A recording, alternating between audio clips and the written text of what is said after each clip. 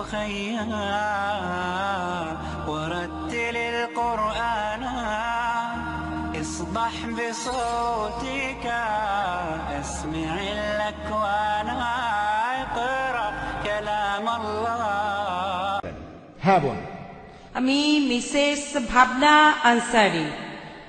আমি আগে কিছু কথা বলবো, এগুলো প্রথমে একটু মনোযোগ দিয়ে শুনবেন। আমার জন্ম হয়েছে একটি জৈন পরিবারে, বড় হয়েছি হিন্দু পরিবেশে, পড়াশোনা করেছি খ্রিস্টান প্রতিষ্ঠানে, আর বিয়ে করেছি একজন মুসলিমকে। আমি ইন্ডিয়ার বিবাহ আইন অনুযায়ী বিয়ে করেছিলাম, আর আমি ইসলাম ধর্ম গ্রহণ করার জন্য প্রস্তুত আছি। গভীর আগ্রহে অপেক্ষা করছি ইসলামকে যেন আমার হৃদয়ে ধারণ করতে পারি। আজ এখানে আপনার লেকচারে শুনলাম আপনি যা কিছু বললেন ইসলাম ধর্ম সম্পর্কে, যা বললেন সেজন্য আপনাকে অনেক ধন্যবাদ। আমি অনেক কিছু জেনেছি, অনেকটা পুনর্জন্ম বা রিবর্ন। তবে আপনি সেসব কথা বললেন, আর ইসলামও যেগুলো বলছে মাফ করবেন, আমি দেখি যে মুসলিমদের বেশিরভাগই এগুলো মেনে চলে না। তারা আমাকে আকৃষ্ট করছে না। আপনি কি কোনো সমাধান দিতে পারবেন?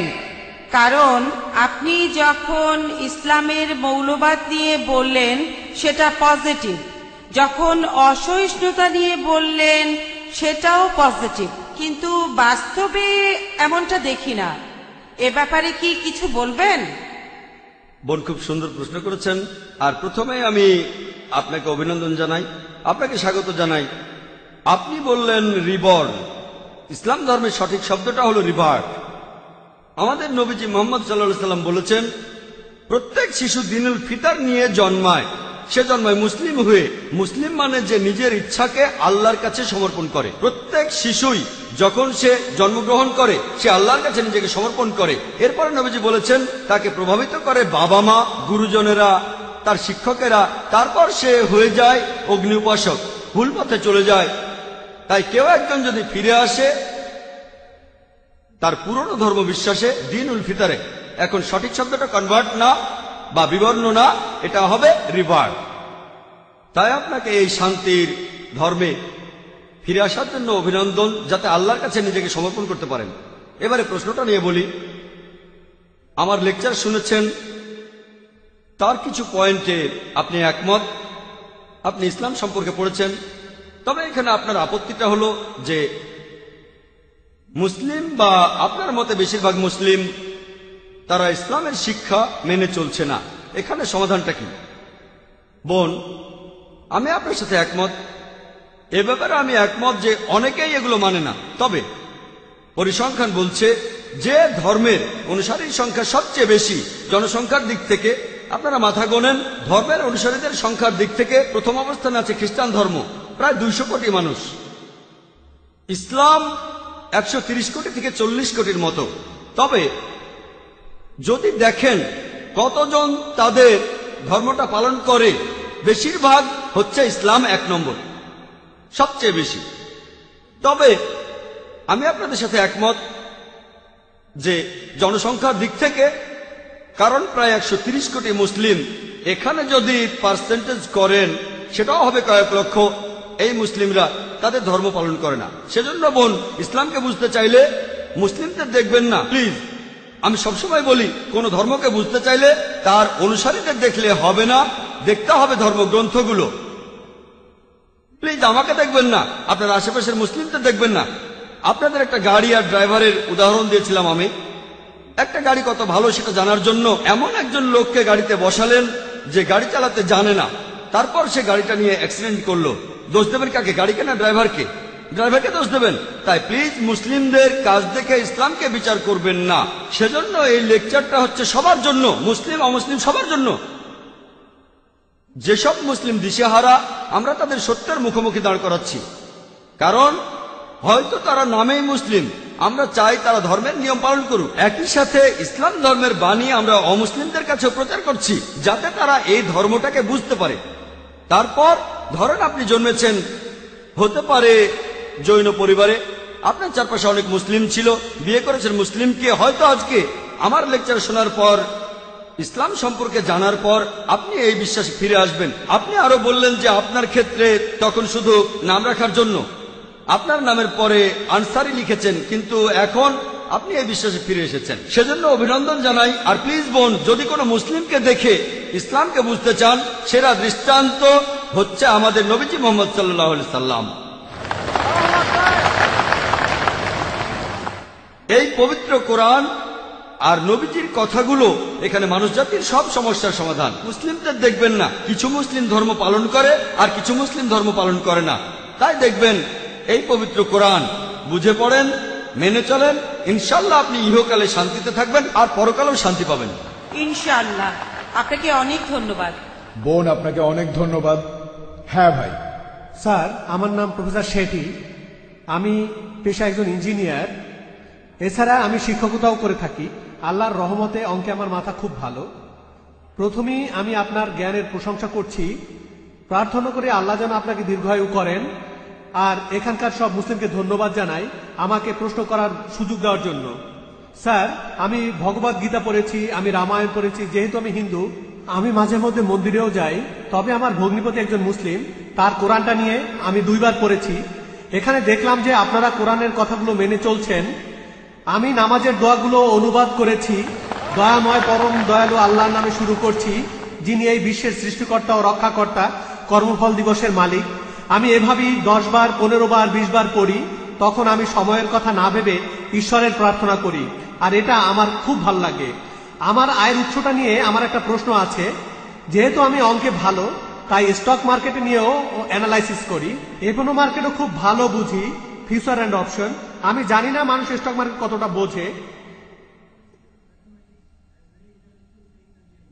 যেহেতু আমি অনেক হিসাব করে ইনভেস্ট করি, তাই সবসময় আমার কিছু লাভ থাকে। মাসের শেষ বেশ ভালো করি। এটা একটা অঙ্কের খেলা, যেটা সব মানুষ বোঝে না।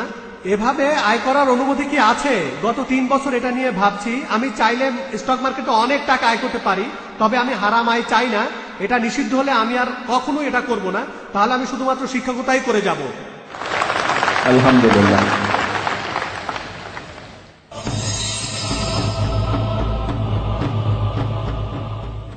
স্যার, আমার নাম প্রফেসর শেঠি। আমি পেশা একজন ইঞ্জিনিয়ার। এছাড়া আমি শিক্ষকতাও করে থাকি। আল্লাহর রহমতে অঙ্কে আমার মাথা খুব ভালো। প্রথমেই আমি আপনার জ্ঞানের প্রশংসা করছি।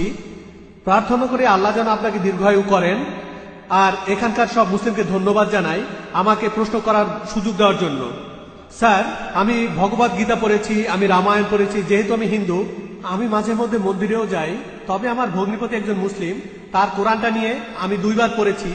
এখানে দেখলাম যে আপনারা কোরআনের কথাগুলো মেনে চলছেন। আমি নামাজের দোয়াগুলো অনুবাদ করেছি। দয়াময় পরম দয়ালু আল্লাহর নামে শুরু করছি, যিনি এই বিশ্বের সৃষ্টিকর্তা ও রক্ষাকর্তা, কর্মফল দিবসের মালিক। আমি এভাবেই 10 বার, 15 বার, 20 বার পড়ি। তখন আমি সময়ের কথা না ভেবে ঈশ্বরের প্রার্থনা করি, আর এটা আমার খুব ভাল লাগে। আমার আয়ের উৎসটা নিয়ে আমার একটা প্রশ্ন আছে। যেহেতু আমি অঙ্কে ভালো, তাই স্টক মার্কেটে নিয়েও অ্যানালাইসিস করি। এখনো মার্কেটও খুব ভালো বুঝি, ফিউচার অ্যান্ড অপশন। আমি জানি না মানুষ স্টক মার্কেট কতটা বোঝে। যেহেতু আমি অনেক হিসাব করে ইনভেস্ট করি, তাই সবসময় আমার কিছু লাভ থাকে। মাসের শেষ বেশ ভালো করি। এটা একটা অঙ্কের খেলা, যেটা সব মানুষ বোঝে না।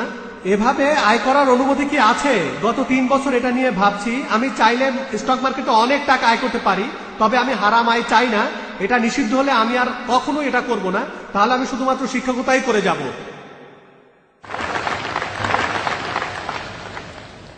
ভাই, খুব সুন্দর প্রশ্ন করেছেন। এটাও ভালো লেগেছে যে উনি ভগবদ গীতা, রামায়ণ এসব পড়ার পর 2 বার পবিত্র কোরআন পড়েছেন। এর কথাগুলো মানেন। ওনার ভগ্নিপতি একজন মুসলিম, আর উনি হচ্ছেন অঙ্কে খুব ভালো। আমিও এক সময় অঙ্কে খুব ভালো ছিলাম। স্কুলে থাকার সময় ক্লাস 1 থেকে ক্লাস 9-10 পর্যন্ত ভালো নম্বর কথা পেয়েছি। বলি স্যার, আপনার মতো কাউকে আমি দেখিনি। আর আল্লাহ যদি চান, আমিও আপনার মতো একদিন হব। ঈশ্বর যদি চান, যদি আল্লাহ চান, তাহলে আমি একদিন আপনার মতোই হব। ইনশাল্লাহ ইনশাল্লাহ।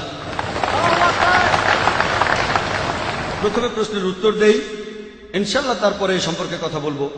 আমাকে প্রশ্ন করলেন যে আপনি স্টক মার্কেটে ব্যবসা করেন, সেখানে বিভিন্ন হিসাব নিকাশ করা হয়, আর আপনি এই গাণিতিক বিশ্লেষণে এতটাই ভালো যে প্রতি মাসেই আপনার কিছু লাভ থাকে। আপনার প্রশ্নটা কি হালাল না হারাম? স্টক মার্কেটের কথা যদি বলতে হয়, স্টক মার্কেট এটা হারাম না, হারাম না। আপনি যে স্টক নিয়ে ব্যবসা করছেন সেটা ইসলাম ধর্মের নিয়ম অনুযায়ী হতে হবে। ইসলাম ধর্মে যেটা হারাম সেটা হচ্ছে রিবা, অর্থাৎ সুদ। পবিত্র কোরআনে সব মিলিয়ে 8 জায়গায় বলা হয়েছে। আল্লাহ তাআলা বলছেন রিবা হচ্ছে হারাম। সূরা ইমরানের 130 নম্বর আয়াতে উল্লেখ করা হয়েছে, সূরা নিসার 161 নম্বর আয়াতে আছে, সূরা বাকারার 275 নম্বর আয়াতে 3 বার বলা হয়েছে, সূরা বাকারার 276 নম্বর আয়াতে, এছাড়াও সূরা বাকারার 278 নম্বর আয়াতে আছে, বলা হয়েছে তোমরা আল্লাহকে ভয় করো আর সুদের বকেয়াটা ছেড়ে দাও। তোমরা যদি সুদের বকেয়াটা ছেড়ে না দাও, সূরা বাকারার 279 নম্বর আয়াতে আল্লাহ বলছে আল্লাহ ও তার রাসূলের সাথে যুদ্ধের প্রস্তুতি নাও, আল্লাহ ও তার রাসূল।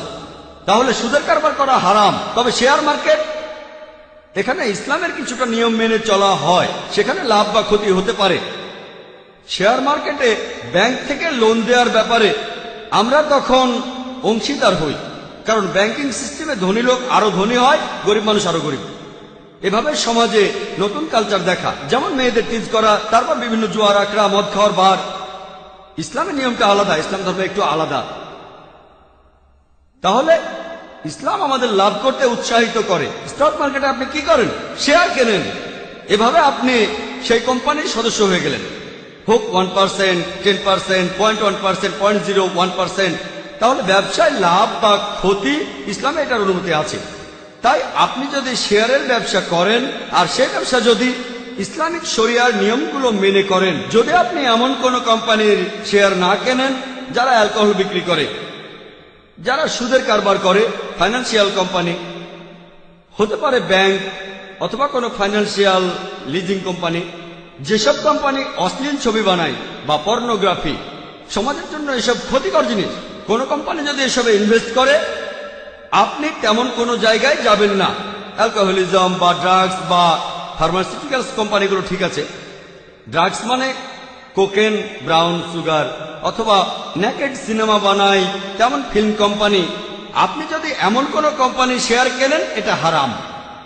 দ্বিতীয়ত, আপনি যদি অনুমান করে থাকেন যে এটা জুয়া খেলা, আপনি তো স্টক মার্কেটে আছেন, লোকে শেয়ার কেনে, 2 সপ্তাহ পরে সেগুলো আবার বেচে দেয়, হয়তো আগে থেকে জানে অথবা অন্য কোনো কারণে।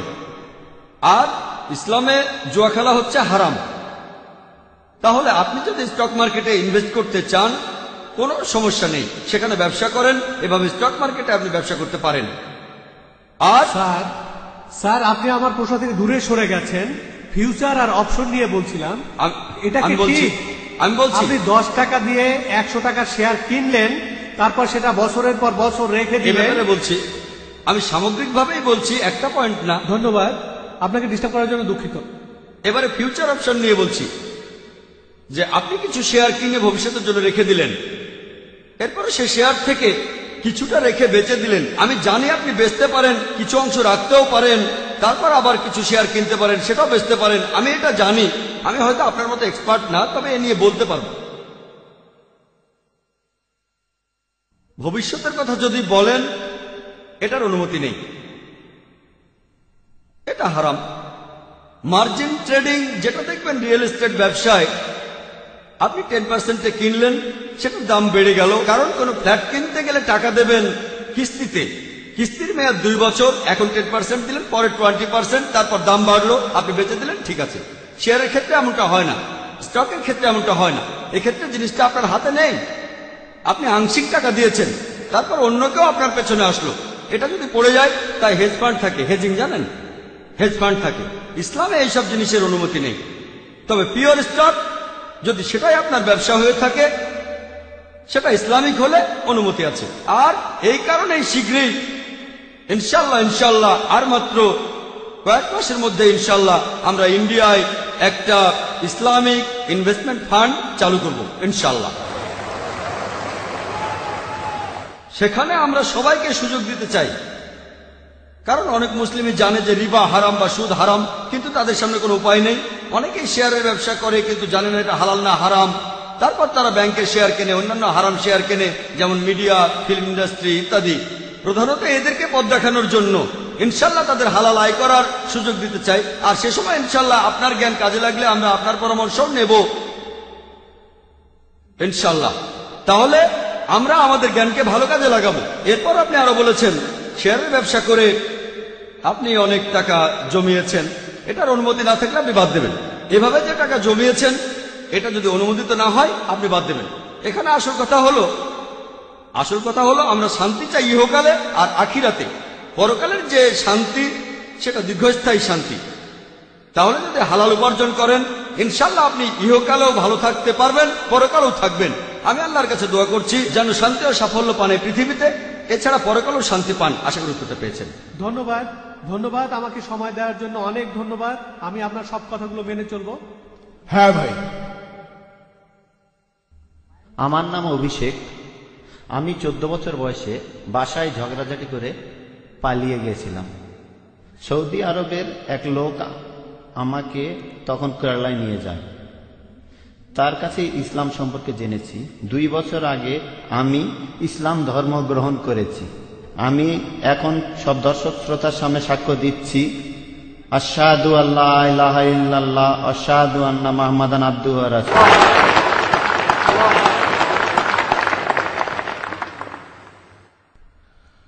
আপনার প্রশ্নটা, আপনি কি কোনো প্রশ্ন করবেন? না স্যার। ডক্টর জাকির কিছু বলবেন? হ্যাঁ ভাই, আপনাকে অভিনন্দন জানাই, আপনাকে স্বাগত জানাই এই শান্তির ধর্মে। আর আপনিও সাক্ষী দিতে পারেন যে সৌদিরা তরবারি ব্যবহার করেনি। আপনাকে কি জোরজবস্তি করা হয়েছিল? না। জোরজবস্তি বা বন্দুক? না, আমি স্বেচ্ছায় মুসলিম হয়েছি। মাশাআল্লাহ, উনি স্বেচ্ছায় মুসলিম হয়েছেন। আপনাকে কোরআনের একটা অনুবাদ দিতে চাই, আপনি কি স্টেজে আসবেন? আমি পেয়েছি। আপনি একটা পেয়েছেন, খুব ভালো, মাশাআল্লাহ। আমি এখানে প্রথম লেকচার দিয়েছিলাম 8 দিন আগে। সেদিন এক বোন ইসলাম গ্রহণ করেছিলেন, আমি তার চেহারাটা দেখতে পাইনি। আমি শুধু বাম দিকের মাইকের প্রশ্নকারী চেহারাটা দেখতে পাই, বাম দিকের মাইক আর কাউকে দেখতে পাই না। প্রথম দিনের সেই মহিলাকেও আমি দেখিনি। আর শনিবারে IBS এ প্রশ্ন করলো গোয়েন্দারা যে সেই মহিলা কোথায়। বললাম আমি তো তাকে চিনি না। আপনারা হয়তো টিভিতে তাকে দেখেছেন, এখানে অনেক মানুষ আছেন, টেলিভিশনে দেখলে হয়তো সেই মহিলাকে আপনারা দেখতে পারেন। আপনি এখানে সাক্ষ্য দিতে পারেন যে আপনাকে জবরদস্তি করা হয়নি। এখানে জবরদস্তি করা যায় না, মুসলিম বানানো যায় না। স্বেচ্ছায় করলে হতে পারে। আমাদের এই দেশ, আমাদের এই ইন্ডিয়া, পৃথিবীতে এমন দেশ খুব কমই আছে যে দেশের সংবিধানে লেখা আছে যে ইন্ডিয়ার প্রত্যেক নাগরিকেরই তার ধর্ম প্রচার ও পালন করার ন্যায্য অধিকার আছে। এটা গণতান্ত্রিক দেশ, এজন্য আমি গর্বিত। কারণ এই দেশে মানুষ তার নিজের ধর্ম পালন ও প্রচারের অধিকার রাখে। জবরদস্তি করে কোনো ধর্ম গ্রহণে বাধ্য করা এটা নিষিদ্ধ। ইন্ডিয়ার সরকারের আইন অনুযায়ী এটা নিষিদ্ধ, আর ইসলাম অনুযায়ী এটা নিষিদ্ধ। জবরদস্তি করে কাউকে ইসলাম গ্রহণ করানো যাবে না। আপনি তাকে বোঝান, সে যদি বোঝে তাহলে খুব ভালো, আর রাজি না হলেও কোনো সমস্যা নেই। তবে কিয়ামতের দিন আমি আল্লাহর কাছে এই কথা বলতে পারবো যে আমি আপনাদের মাঝে ধর্ম প্রচার করেছি। ইসলাম গ্রহণ করার জন্য আপনাকে ধন্যবাদ, অনেক ধন্যবাদ। এবারের প্রশ্ন মহিলাদের মধ্যে থেকে। গুড ইভিনিং স্যার, আমি ডক্টর পূজা, পেশায় ফিজিওথেরাপিস্ট। স্যার, আপনি আপনার লেকচারে এই কথাগুলো বলেছিলেন, আমি সেগুলো আরেকবার বলছি। আপনি বলেছেন যে সব মুসলিম যদি চরমপন্থী হয় তাহলে মানুষের সমস্যাগুলোর সমাধান হবে। আমি ছোট একটা কারেকশন করেছি, আপনার চাইতে আমি অনেক ছোট, সেজন্য ক্ষমা চাইছি। তবে আমার কাছে মনে হয় যে আপনি যদি এভাবে বলতেন তাহলে কথাটা আরো গ্রহণযোগ্য হতো। যদি সব মানুষ চরমপন্থী হয় তাহলে মানুষের সমস্যাগুলোর সমাধান হবে। হতে পারে সেই মানুষ মুসলিম বা হিন্দু বা খ্রিস্টান বা অন্য ধর্মের। ডক্টর পূজা খুব সুন্দর প্রশ্ন করেছেন। আমি ভুল বলে থাকলে সেটা স্বীকার করতে কোনো আপত্তি নেই। এই প্রশ্নোত্তর পর্বটা সেজন্যই, যদি বলি 2 যোগ 2 সমান 5, আপনি শুধরে দিতে পারেন যে 5 না 4। আমি একজন মানুষ, আমি কম্পিউটার না, আর আমারও ভুল হতে পারে, সেজন্য প্রশ্নোত্তর পর্বের ব্যবস্থা করা হয়েছে। কিন্তু আপনার মন্তব্যটা সম্পর্কে বলি, আমি বলেছি সবাই যদি চরমপন্থী মুসলিম হয় সব সমস্যার সমাধান হবে। আপনি সেটা শুধরে দিয়ে বললেন যে আমি যদি এখানে বলতাম যে সব মানুষ যদি চরমপন্থী হয় সব সমস্যার সমাধান হবে, চরমপন্থী হবে কোন ক্ষেত্রে? যেভাবে যেভাবে আপনি বলেছেন, যেভাবে আচ্ছা। আপনি যেমনটা বলেছেন, চরম পরোপকারী, চরম বোন, যদি দয়ালু। আমার লেকচারটা শুনে থাকেন, আমি বলেছি যে চরমপন্থী মুসলিম সেই হতে পারে যে চরম দয়ালু, চরম ক্ষমাশীল, চরম পরোপকারী, চরমভাবে সৎ, চরম ন্যায়বান। একজন ডাকাতও তো চরমপন্থী হতে পারে, যে ডাকাতি করে। ধর্ষকও চরমপন্থী হতে পারে। যদি বলি সবাই চরমপন্থী হলে সমাধান, তাহলে সেই ধর্ষক খুশি হবে, সে তো একজন চরমপন্থী ধর্ষক, তাই না? অথবা একজন চরমপন্থী সন্ত্রাসী, এটা অন্য অর্থে। অপরাধীদের সন্ত্রস্ত করার কথা এখানে বলছি না, নিরীহ মানুষকে সন্ত্রস্ত করার কথা বলছি। কারণ সাধারণত সন্ত্রাসী বলতে বোঝানো হয় যারা নিরীহ মানুষকে সন্ত্রস্ত করে। এদিক থেকে কোনো মুসলিমেরই সন্ত্রাসী হওয়া উচিত না। বোন, আমি যদি পুরো ব্যাপারটা অনুবাদ করি তাহলে আপনি ভালোভাবে বুঝতে পারবেন। আমি যেটা বলেছিলাম, প্রত্যেক মানুষ যদি চরমপন্থী মুসলিম হয়, অর্থাৎ যদি প্রত্যেক মানুষ একেবারে চরমভাবে শান্তিকামী হয়, আল্লাহর কাছে আত্মসমর্পণ করে, তাহলে মানুষের সব সমস্যার সমাধান হবে। যেহেতু আরবি শব্দটা ব্যবহার করেছি, এটা আবার অনেকে হজম করতে পারে না। আপনার কথা বলছি না বোন, আমি মিডিয়ার কথা বলছি। ইসলাম অথবা মুসলিম, এই কথাগুলো তারা হজম করতে পারে না। তাই আমি কথাগুলো অন্যভাবে বলছি, যাতে করে অমুসলিমরাও এটা বুঝতে পারে। যদি প্রত্যেক মানুষ একেবারে চরমভাবে শান্তিকামী হয়, আল্লাহর কাছে নিজের ইচ্ছাকে সমর্পণ করে, মানুষের সব সমস্যার সমাধান হবে। হোক সেই মানুষ মুসলিম, হিন্দু বা খ্রিস্টান। এরপরে যদি বলেন হোক সে হিন্দু, মুসলিম, খ্রিস্টান, ধর্ষক, ডাকাত, তাহলে কোনো কাজ হবে না বোন। কারণ মুসলিম মানে যে আল্লাহর কাছে আত্মসমর্পণ করে, তাকে মুসলিম হতেই হবে। হিন্দু কেউ আল্লাহর কাছে আত্মসমর্পণ করলে খুব সেটা ভালো। কি গ্রহণযোগ্য হবে না? না না এটা না, তাহলে কেমন? বোন আমাকে বলতে দেন, পরের প্রশ্ন পরে করেন, তখন উত্তর দেব। ঠিক আছে। আপনি ঠিকই বলেছেন। হিন্দু শব্দটার মানে কি জানেন আপনি? হিন্দু হলো একটা ভৌগোলিক অবস্থান। হিন্দু মানে সেই মানুষগুলো যারা থাকে ইন্ডিয়ায়। এভাবে বললে আমিও একজন হিন্দু বোন, আমিও একজন হিন্দু মুসলিম ভৌগোলিক অবস্থানের দিক থেকে। তবে এই হিন্দু শব্দটা প্রথম ব্যবহার করেছে আরবরা যখন তারা ইন্ডিয়া এসেছিল। যখন সৌদি আরবে গিয়েছিলাম তারা বলে হিন্দিয়া, হিন্দিয়া, হিন্দু। এটা জানেন, হিন্দু বলতে ভৌগোলিক অবস্থানকে বোঝানো হয়, কিন্তু এখন শব্দটাকে ভুল অর্থে প্রয়োগ করা হয় একটা ধর্মকে বোঝানোর জন্য। স্বামী বিবেকানন্দের কথা অনুযায়ী তিনি বলেছেন এই ধর্মের অনুসারীদের বলা উচিত বেদান্তবাদী, কারণ তারা বেদের কথা মেনে চলে। হিন্দু শব্দটা একটা মিসনোমার। বিশেষজ্ঞদের জিজ্ঞেস করেন, আপনি বললেন একজন হিন্দু কি মুসলিম হতে পারে? ভৌগোলিক অবস্থান বললে আমি একজন হিন্দু, আমি ইন্ডিয়াতে বাস করি, আল্লাহর কাছে আত্মসমর্পণ করেছি, আমি একজন শান্তিকামী মানুষ। তবে প্রত্যেক মানুষ, এক মিনিট বোন, এক মিনিট, আমেরিকানরাও ভালো মানুষ হতে পারে, ইংরেজরাও ভালো মানুষ হতে পারে। যদি বলি পৃথিবীর সব মানুষ ইন্ডিয়ায় থাকবে, সেটা এখানে সম্ভব হচ্ছে না। তাহলে সবাই হিন্দু হতে পারছে না। বোন, আগে উত্তরটা শেষ করতে দেন। আপনি প্রশ্ন করেছেন, আমি সেটার উত্তর দিচ্ছি। আপনি প্রশ্ন করেছেন, আমি উত্তর দিচ্ছি। আপনি আরেকটা চান্স পাবেন, সমস্যা নেই বোন, অবশ্যই। তবে আগে শেষ করতে দেন। আপনি যে শব্দটা বলেছেন সেটার অর্থ আপনার জানা উচিত। যদি পৃথিবীর সবাই ইন্ডিয়ায় থাকে, ইন্ডিয়ার সরকার সমস্যায় পড়ে যাবে। তারা বলে হাম দো হামারে দো, এককে বাদ আবি নেই, দোকে বাদ কাবি নেই। ফ্যামিলি প্ল্যানিং এর কথা বলে। আমরা দুজন সন্তান, দুজন, হাম দো হামারে দো, এককে বাদ আবি নেই, দোকে বাদ কাবি নেই।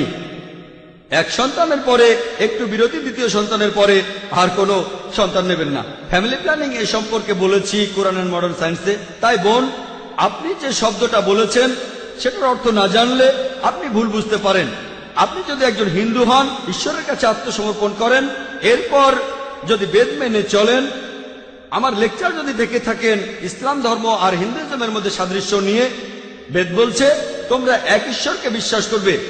যদি বেদের কথা মানেন, উপনিষদে উল্লেখ আছে, ছান্দোগী উপনিষদ 6 নম্বর অধ্যায়ের 2 অনুচ্ছেদের 1 নম্বর পরিচ্ছেদে বলা হয়েছে যে এক কাম এবি দ্বিতীয়াম, ঈশ্বর কেবলমাত্র একজন, দ্বিতীয় কেউ নেই। বেদে উল্লেখ করা হয়েছে, যজুর্বেদের 32 নম্বর অধ্যায়ের 3 অনুচ্ছেদে আছে, নাতাস্তি প্রতিমা আস্তি, মহান সৃষ্টিকর্তার কোনো প্রতিমা নেই। প্রতিমা মানে ছবি, মূর্তি, ভাস্কর্য, ফটোগ্রাফ। বেদের কথা অনুযায়ী মহান সৃষ্টিকর্তার কোনো ছবি নেই, কোনো ফটোগ্রাফ নেই, কোনো ভাস্কর্য নেই, কোনো মূর্তি নেই। যদি এমন হিন্দু হয়ে থাকেন, বেদে উল্লেখ আছে যে আরেকজন অবতার পৃথিবীতে আসবেন, সর্বশেষ রাসূল, তার নাম হবে মুহাম্মদ সাল্লাল্লাহু আলাইহি সাল্লাম। এই কথা বলা হয়েছে কল্কি অবতারে 2 নম্বর অধ্যায়ের 5 অনুচ্ছেদে, 7 অনুচ্ছেদে, 9 অনুচ্ছেদে, 11 অনুচ্ছেদে, 15 অনুচ্ছেদে, যে এই কল্কি অবতার জন্মগ্রহণ করবে শান্তি নামের একটি শহরে, অর্থাৎ মক্কা। তার বাবার নাম হবে বিষ্ণু ইয়াস, অর্থাৎ সৃষ্টিকর্তার ভৃত্য, আরবিতে আব্দুল্লাহ। আর নবীজির বাবার নামও ছিল আব্দুল্লাহ। তার মায়ের নাম হবে সুমতি, অর্থাৎ শান্তিপ্রিয়, প্রশান্ত। আরবিতে বললে হবে আমিনা। আর আমাদের নবীজির মায়ের নামও ছিল আমিনা। সে জন্মাবে মাধব মাসের 12 দিনে। নবীজি 12 রবিউল আউয়ালে জন্মেছিলেন। তার 4 জন সঙ্গী থাকবে, ইনারা হলেন খোলাফায়ে রাশিদিন। আমি এভাবে আরো বলে যেতে পারি। আমি এখানে সংক্ষেপে হিন্দুইজম আর ইসলামের সাদৃশ্যগুলো বললাম। আমি আপনাকে যেটা বলবো, আসলে এটা মেনে নেই। অন্তত একটা বই ঈশ্বর পাঠিয়েছেন। হিন্দুরা বলবে যে বেদ হচ্ছে ঈশ্বরের বাণী, খ্রিস্টানরা বলবে বাইবেল ঈশ্বরের বাণী, মুসলিমরা বলবে কোরআন ঈশ্বরের বাণী। ধর্মগ্রন্থগুলোতে যে কথাগুলো এক, আসল সেই সাদৃশ্যগুলো দেখি। তাআলা ইলা কালিমাতিন সাওয়াইন বাইনানা ওয়া বাইনাকুম, এসো সেই কথা যাহা তোমাদেরও আমাদের মধ্যে এক। এখন যেখানে সাদৃশ্য নেই, সেটা নিয়ে এখন লড়াই করব না, পরে কোনো একদিন করব। হ্যাঁ, আসুন আগে আমরা এটা মানি যে সবগুলো ধর্মগ্রন্থ, সবগুলো প্রধান ধর্মগ্রন্থ, হোক সেটা বাইবেল, হোক সেটা বেদ, হোক সেটা কোরআন, হোক পার্সি ধর্মগ্রন্থ, হোক শিখ ধর্মগ্রন্থ, সবাই বলছে ঈশ্বর কেবলমাত্র একজনই। বেশিরভাগ প্রধান ধর্মই একথা বলেছে যে শেষ একজন নবী আসবেন। বাইবেলে উল্লেখ করা হয়েছে ডিউটেরোনমি 18 অধ্যায়ের 18 অনুচ্ছেদ, বুক অব ডিউটেরোনমি 18 অধ্যায়ের 19 অনুচ্ছেদ, বুক অব আইজায়া 29 অধ্যায়ের 12 অনুচ্ছেদে, সং অব সলোমন 5 অধ্যায়ের 16 অনুচ্ছেদে। এরপর নিউ টেস্টামেন্টে গসপেল অব জন 14 অধ্যায়ের 16 অনুচ্ছেদে, গসপেল অব জন 15 অধ্যায়ের 26 অনুচ্ছেদে, গসপেল অব জন 16 অধ্যায়ের 7 অনুচ্ছেদে, গসপেল অব জনে 16 অধ্যায়ের 12 থেকে 14 অনুচ্ছেদে বলা আছে যে যীশু খ্রিস্ট বলেছেন, তোমাদের আমি অনেক কথাই বলবো, কিন্তু তোমরা সবকিছু বুঝতে পারবে না। কারণ যখন সত্যের বার্তাবাহক আসবে, সে তোমাদের সত্যের পথে পরিচালিত করবে। সে তার নিজের কথা বলবে না, যা শুনবে তাই বলবে। তাহলে বিভিন্ন প্রধান ধর্মগ্রন্থ থেকে যেটা জানতে পারি, আমরা বিশ্বাস করবো এক ঈশ্বরে, তার কোনো ছবি নেই, তার কোনো প্রতিমা নেই। আমরা বিশ্বাস করবো সর্বশেষ আর চূড়ান্ত নবীকে। আসুন এগুলো মেনে নেই, আমরা অমিলগুলো নিয়ে কথা বলবো না। আসুন আমরা সেটা মানি যেটা এক, হিন্দু ধর্মগ্রন্থে, পার্সি ধর্মগ্রন্থে, খ্রিস্টান ধর্মগ্রন্থে। আপনি বললেন হিন্দু মুসলিম, আমি পার্সি ধর্মের কথা বলছি, আমি ইসলামের কথা বলছি। যেগুলো এক সেগুলো আমরা মেনে নিই। আর ইনশাআল্লাহ পৃথিবীর সমস্ত মানুষ যারা ঈশ্বরে বিশ্বাস করে, তারা যদি এটা মানে যে ঈশ্বর একজন, তার কোনো প্রতিমূর্তি নেই, আর যদি বিশ্বাস করে যে আল্লাহ প্রেরিত সর্বশেষ চূড়ান্ত নবী মুহাম্মদ সাল্লাল্লাহু আলাইহি সাল্লাম, তাহলে আপনারা দেখতে পাবেন যে পৃথিবীর সমস্ত মানুষই হবে চরমভাবে শান্তিকামী মানুষ, আল্লাহর কাছে নিজের ইচ্ছাকে সমর্পণ করবে। তাহলে মানুষের সব সমস্যার সমাধান হবে। আশা করি উত্তরটা পেয়েছেন। হ্যাঁ, ধন্যবাদ স্যার।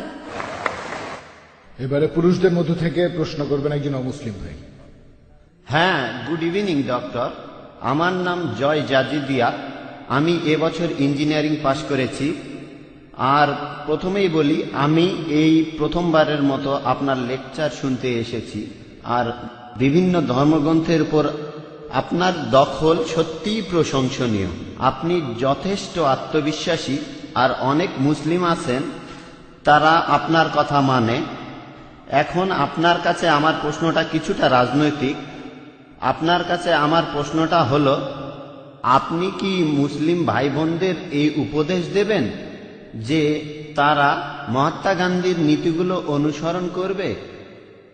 যেমন ধরেন অহিংস আন্দোলন আর সত্যাগ্রহ, এই সব আন্দোলনের মাধ্যমেই আমরা ব্রিটিশদের কাছ থেকে স্বাধীনতা পেয়েছি। আমি সবগুলো ধর্মগ্রন্থকেই শ্রদ্ধা করি, যেমন কোরআন, গীতা, বাইবেল। তবে আমার মনে হয় আমার প্রথম পরিচয়টা হলো আমি একজন ইন্ডিয়ান। তাহলে মুসলিম ভাই বোনদের উপদেশ দেবেন মহাত্মা গান্ধীর নীতিগুলো অনুসরণ করতে, যেমন অহিংস আন্দোলন, সত্যাগ্রহ, অথবা মহাত্মা গান্ধীর অন্য যে কোনো নীতি? ভাই, আপনি প্রশ্ন করলেন যে আমি কি মুসলিম ভাই বোনদের মহাত্মা গান্ধীর নীতি অনুসরণ করতে বলবো, তারপর বললেন যে মহাত্মা গান্ধীর যে কোনো নীতি, যেমন অহিংসা নীতি আর সত্যাগ্রহ। সরি, আমি পরিষ্কার করে বলি, মহাত্মা গান্ধীর যে কোনো নীতি। আপনার প্রশ্নটা বুঝতে পেরেছি। আপনি বললেন নীতিগুলো মানে সবগুলো নীতি, তারপরে বললেন যে কোনো নীতি। আমি দুটোরই উত্তর দিচ্ছি। মহাত্মা গান্ধীর যে নীতিগুলো আছে, যেগুলো কোরআনের সাথে মিলে যায়, আল্লাহর কথার সাথে মেলে, আমাদের নবীজির কথার সাথে মিলে যায়, আমার কোনো আপত্তি নেই। মুসলিমদের বলবো সেই নীতিগুলো পুরোপুরি মেনে চলেন। যেমন ধরেন সত্যাগ্রহ আন্দোলন, মহাত্মা গান্ধীর অহিংসা আন্দোলন, একই কাজ নবীজিও করেছিলেন। এমন না যে তিনি মহাত্মা গান্ধীকে অনুসরণ করেছেন, মহাত্মা গান্ধী নবীজিকে অনুসরণ করেছেন, এই ব্যাপারে পরে বলছি। আমাদের নবীজির নবুয়ত লাভের পরবর্তী সময়টা যদি দেখেন, তখন আনুমানিক 13টা বছর তিনি মক্কায় ছিলেন। তিনি অনুসারীদের বললেন, খুনোখুনি নয়। অনেক অমুসলিম ইসলাম গ্রহণ করেছিল যারা ছিল দুর্ধর্ষ যোদ্ধা। তিনি বললেন, তোমাদের জিহাদ হলো সবর। সবর মানে ধৈর্য ধরা। অনেক মুসলিমকে হত্যা করা হয়েছিল। মক্কার পৌত্তলিকরা দুর্বল মুসলিমদের টার্গেট করত, তাদের অত্যাচার করত, তাদের মেরে ফেলত। যাদের শক্তি ছিল তারা খেপে গেল। তারা বলল যে আমাদের ভাইকে খুন করেছে, আমরা এখন প্রতিশোধ নেব। নবীজি বললেন, তোমাদের জিহাদ হলো সবর। দেখবেন কারো হয়তো শক্তি আছে লড়াই করার, সে যদি লড়াই করে সেটা ভালো, কিন্তু কারো লড়াই করার শক্তি আছে, তখন বলা হলো তোমরা লড়াই করো না। তারা নিজেদের সামনে রাখলো, এটাই শ্রেষ্ঠ জিহাদ। আরবি জিহাদ শব্দটার অর্থ সংগ্রাম করা, এর অর্থ চেষ্টা করা। তখন আমাদের নবীজি বলেছিলেন, খুনোখুনি নয়। তারা রাস্তায় নেমে পড়তেন আর বলতেন, আমরা সাক্ষ্য দিচ্ছি যে আল্লাহ ছাড়া কোনো উপাস্য নেই, আর মুহাম্মদ সাল্লাল্লাহু আলাইহি সাল্লাম আল্লাহর প্রেরিত রাসূল। মানুষ পাথর মারলো, তারা তাদের কিছু বলল না। তাদের অত্যাচার করা হলো, কিন্তু তারা প্রতিশোধ নিল না। নবীজি তায়েফে গেলেন, লোকে পাথর মারলো, তিনি কিছুই বললেন না। তাহলে এটা হলো একটা পদ্ধতি, তবে এই পদ্ধতিটাই সব নয়। আগে আমি উত্তরটা শেষ করি। না স্যার, ডক্টর জাকিরের কথা শেষ হলে তারপর প্রশ্ন করবেন, একটু ধৈর্য ধরুন। আচ্ছা আচ্ছা ঠিক। আপনি প্রশ্ন করেছেন, আমি সেখানে উত্তর দিচ্ছি। মহাত্মা গান্ধীর এই নীতি, এই অহিংসা নীতি অনেক ক্ষেত্রে কাজে লাগবে, কিন্তু এখন যদি ইন্ডিয়া সরকারকে বলেন যে এই লোকটা ডাকাতি করছে, এটা অপরাধ, অ্যারেস্ট করবেন না। এই লোকটা ধর্ষণ করছে, এটা অপরাধ, কিন্তু অ্যারেস্ট করবেন না, ইন্ডিয়া সরকার কি এটা মানবে? সবচেয়ে সেই দেখবেন যে পুলিশ বাহিনী আছে, এই পুলিশ সে দেশের শান্তি আর নিরাপত্তা নিশ্চিত করতে মাঝে মধ্যে তারা বল প্রয়োগ করে অপরাধীদের বিরুদ্ধে, যাতে শান্তি বজায় থাকে। আপনি ইন্ডিয়ার সরকার বা বোম্বের পুলিশ কমিশনারকে বলতে পারবেন না যে দেখেন মহাত্মা গান্ধী অহিংসার কথা বলেছেন, তাই যে ডাকাতি করছে তাকে করতে দিন। তাকে শুধু বলেন ডাকাতি করবেন না। ধরেন কেউ আপনার বোনকে ধর্ষণ করছে, শুধু বলেন ধর্ষণ করবেন না, এটা হচ্ছে অহিংসা নীতি। এই নীতিতে সব কাজ হয় না। ইসলাম ধর্মে জুলম বলে একটা শব্দ আছে, জুলম। জুলম আরবিতে এই শব্দটার অর্থ হতে পারে উৎপীড়ন, আর যে এই উৎপীড়ন করে তাকে বলা হয় জালিম, একজন জালিম। আর কোন লোকটা বেশি জালিম? যে মানুষ এই উৎপীড়ন বন্ধ করতে পারে কিন্তু তারপরেও করে না। নবীজি মুহাম্মদ সাল্লাল্লাহু আলাইহি সাল্লাম বলেছেন, সহিহ মুসলিমে উল্লেখ আছে, যদি খারাপ কাজ হতে দেখো তোমার হাত দিয়ে তা থামাও। যদি হাত দিয়ে থামাতে না পারো তাহলে তোমার মুখ দিয়ে থামাও। যদি মুখ দিয়ে থামাতে না পারো তাহলে মনে মনে অভিশাপ দাও, আর মনে মনে অভিশাপ দিলে তুমি হবে সবচেয়ে নিচু স্তরের মুমিন, সবচেয়ে নিচু স্তরের মুসলিম। যদি আপনি দেখেন কেউ ধর্ষণ করছে, মহাত্মা গান্ধী বলেছেন ধর্ষণ করবেন না, তখন যদি আপনার তাকে থামানোর সামর্থ্য থাকে আপনার হাত দিয়ে তাকে থামান। সে হয়তো আপনার বোন না, হয়তো আপনার মা না। যদি দেখেন কেউ ধর্ষণ করছে, তাকে হাত দিয়ে থামাতে পারলে আপনার হাত দিয়ে থামান। যদি সেটা না পারেন, যদি দুর্বল হন, শরীরে শক্তি না থাকে, মুখে বলেন ভাই সাহেব ধর্ষণ করবেন না, বলাৎকার করবেন না, ভাই ধর্ষণ করবেন না। আপনার মুখ দিয়ে তাকে বলেন। যদি ভাবেন আমি মুখে বারণ করলে লোকটা আমাকে মেরে ফেলবে, অন্তত পক্ষে মনে মনে অভিশাপ দেন। তাহলে পরিস্থিতির উপর নির্ভর করে কাজের পদ্ধতিও বদলাবে। নবীজি যখন মদিনায় গেলেন, একসময় শান্তি বজায় ছিল, তারা হুদাইবিয়ার সন্ধি করল। মক্কার মুশরিকরা মুসলিমদের সাথে তখন একটা চুক্তি করলো, মুশরিকরা চুক্তি ভঙ্গ করল, তারপর যুদ্ধ বেঁধে গেল। আল্লাহ তাআলা তখন বললেন, যুদ্ধক্ষেত্রে কাফিরদের দেখলে ভয় পেও না, লড়ো, হত্যা করো, পরিস্থিতির উপর নির্ভর করবে। একজন বিখ্যাত ঐতিহাসিকের কথা অনুযায়ী মাইকেল এইচ হার্ট তার একটা বইতে তিনি পৃথিবীর ইতিহাসে 100 জন প্রভাবশালী মানুষের কথা বলেছেন। 1 নম্বরে তিনি বলেছেন মুহাম্মদ সাল্লাল্লাহু আলাইহি সাল্লামের কথা। শুধুমাত্র এই জন্যই কথাটা বলছি না, তিনি এখানে আরো বলেছেন মহাত্মা গান্ধী সম্পর্কে। মাইকেল এইচ হার্ট খুব বিখ্যাত ঐতিহাসিক, ইতিহাসের 100 জন প্রভাবশালী মানুষের কথা বলার পরে তিনি সেখানে বেশ কিছু কথা বলেছেন। এখানে তিনি তখন মহাত্মা গান্ধী সম্পর্কে বলেছেন। তিনি লিখেছেন যে মহাত্মা গান্ধীর এই সত্যাগ্রহ আন্দোলন, যেটা ছিল তখনকার গুরুত্বপূর্ণ আন্দোলন, এটার জন্যই নাকি ব্রিটিশরা তখন ফিরে গিয়েছে। কিন্তু তিনি বলেছেন যদি এই আন্দোলনটা না হতো তারপরও ইন্ডিয়া ঠিকই স্বাধীন হয়ে যেত। এটা বলেছেন বিখ্যাত ঐতিহাসিক মাইকেল এইচ হার্ট। তাহলে যেটা বুঝতে পারি, পরিস্থিতির উপর নির্ভর করে কাজের পদ্ধতিটা ঠিক করতে হবে। সব সময় অহিংসা নীতি চলবে না। মাঝে মধ্যে দেশে শান্তি বজায় রাখার জন্য আমাদের বল প্রয়োগ করতে হয়। যেমন দেখেন, প্রত্যেক দেশে পুলিশ বাহিনী থাকে, আইন প্রয়োগ করে। কেউ যদি কোনো কিছু নিয়ে বাড়াবাড়ি করে, ধর্ষণ করে, ডাকাতি করে, নিরীহ মানুষদের ক্ষতি করে, তখন শেষ উপায় হিসেবে প্রত্যেক দেশের পুলিশ যেমন বল প্রয়োগ করে, একইভাবে ইসলাম বলছে যে শেষ উপায় হিসেবে, শেষ অবলম্বন হিসেবে মাঝে মধ্যে শান্তি বজায় রাখার জন্য বল প্রয়োগ করতে হয়। আশা করি উত্তরটা পেয়েছেন।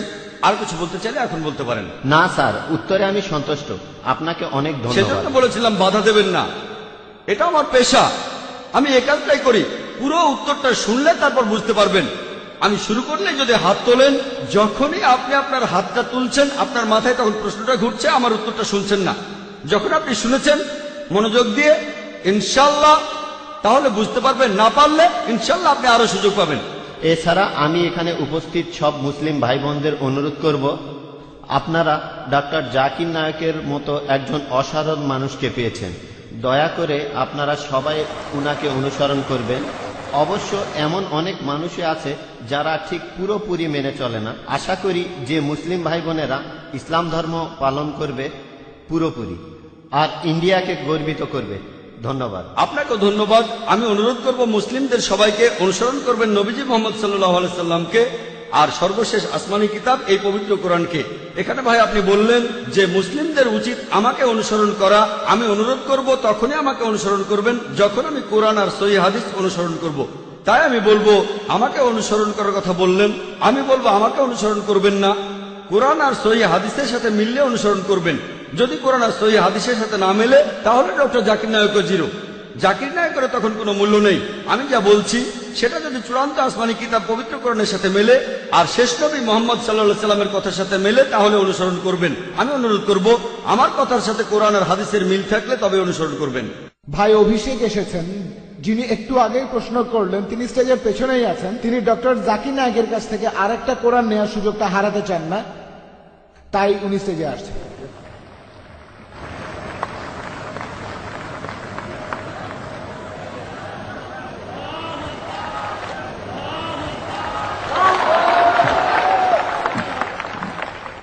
উনি স্টেজের পেছনে এসে ভলান্টিয়ারদের কাছে প্রথমে বলেছিলেন, আর শুনে আমরা বললাম আলহামদুলিল্লাহ, ঠিক আছে। হ্যাঁ ভাই, প্রশ্ন করেন। জাকির ভাই, আপনার কাছে আমার একটা প্রশ্ন আছে। এখানে যেসব মুসলিম ভাই ও বোনেরা আছেন তাদের অনুভূতিতে আঘাত লাগলে আমি ক্ষমা চাচ্ছি। আমার নাম মহেশ মেহতা, আর আমি ব্যবসা করি। আপনাদের পবিত্র কোরআন এটা আল্লাহর পাঠানো আসমানি কিতাব নয়। কেন? কারণ হলো আগে যে তাওরাত, ইঞ্জিল, জাবুর এসেছে, তাওরাত মুসার উপর নাজিল হয়েছিল, জাবুর দাউদের উপর নাজিল হয়েছিল, আর যিশুর উপর নাজিল হয়েছিল ইঞ্জিল। এই কিতাবগুলো বিকৃত হয়ে গেছে। তিনটা কিতাবই আপনারা মুসলিমরা বলেন বইগুলো বিকৃত হয়ে গেছে।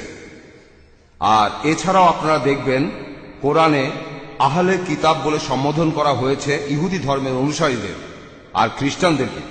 তাহলে যে বইটা মানে পবিত্র কোরআন আল্লাহ লিখেছেন, সেখানে তিনি বলবেন শ্রীকৃষ্ণের মতো, যেমন ভগবত গীতায় এটা করো আর এটা করো না। তাই এই কিতাবটা একজন মানুষই লিখেছে। এখানে 25 জন নবীর নাম আছে, সেগুলো বাইবেলেও আছে সবগুলো। এই নবীদের নামগুলোই কোরআনে আছে। তাই আমার মনে হয় যে আল্লাহ তো অনেক বড়, তিনি পুরো বিশ্ব ব্রহ্মাণ্ড বানিয়েছেন। তিনি কখনো এভাবে বলবেন না যে এরা ইহুদি বা এরা খ্রিস্টান, কারণ ইহুদি বা খ্রিস্টানরা তো তারই সৃষ্টি।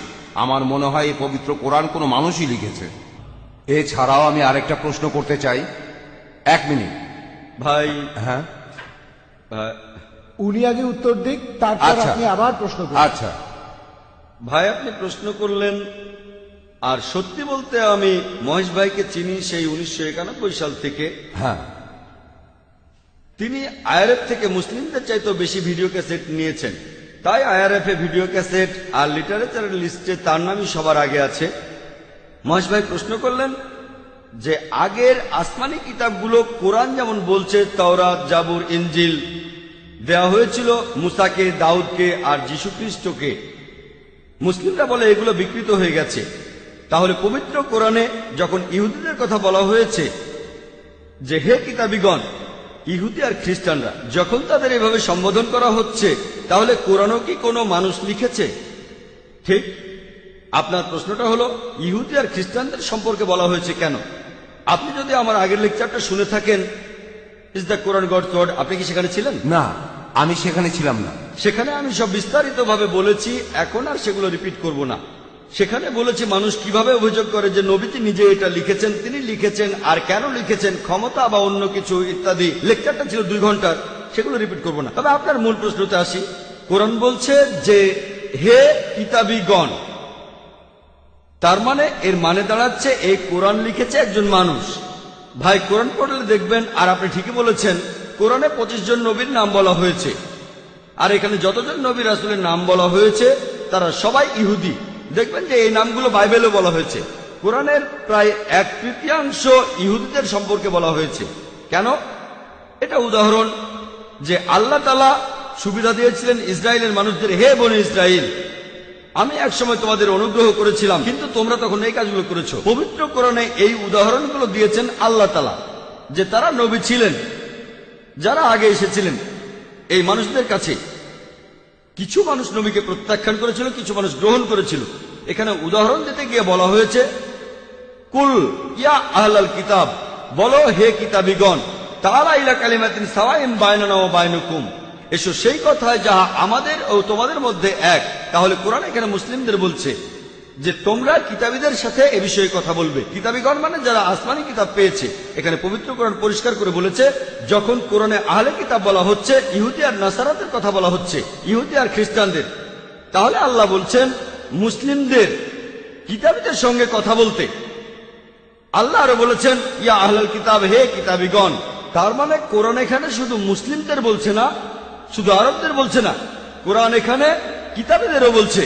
সেজন্যই আমি বলেছি যে এই সর্বশেষ আর চূড়ান্ত আসমানি কিতাব পবিত্র কোরআন, এটা শুধু মুসলিম বা আরবদের জন্য নাজিল হয়নি, নাজিল হয়েছে পুরো মানুষ জাতির জন্য। যদি এটা কোনো মানুষ লিখত, যদি কোরআনে কোনো মানুষ লিখত, আপনি যেটা বললেন, তাহলে আল্লাহ কখনোই বলতেন না যে যাও ইহুদি আর খ্রিস্টানদের বলো, তাদের ধর্মগ্রন্থে এটা আছে। আর সেই সময়ে অনেক মানুষ এটা জানতো না যে অতীতে ইহুদি আর খ্রিস্টানদের কি হয়েছিল। যখন তারা চেক করলো, দেখা গেল সত্যি। এরপর কোরআনে অনেক ভবিষ্যৎবাণীও করা হয়েছে যে পৃথিবীতে ভবিষ্যতে কি ঘটবে। তাহলে এই সমস্ত কথা এগুলো কোনো মানুষ লিখতে পারে না। বিস্তারিত জানার জন্য আমার ভিডিও ক্যাসেট দেখেন, is the Quran God's word. আশা করি উত্তরটা পেয়েছেন। আরেকটা কথা বলবো, আমি 55টারও বেশি দেশে ভ্রমণ করেছি। আপনাদের কোরআন আর হাদিস মূর্তি পূজাকে নিষিদ্ধ করেছে।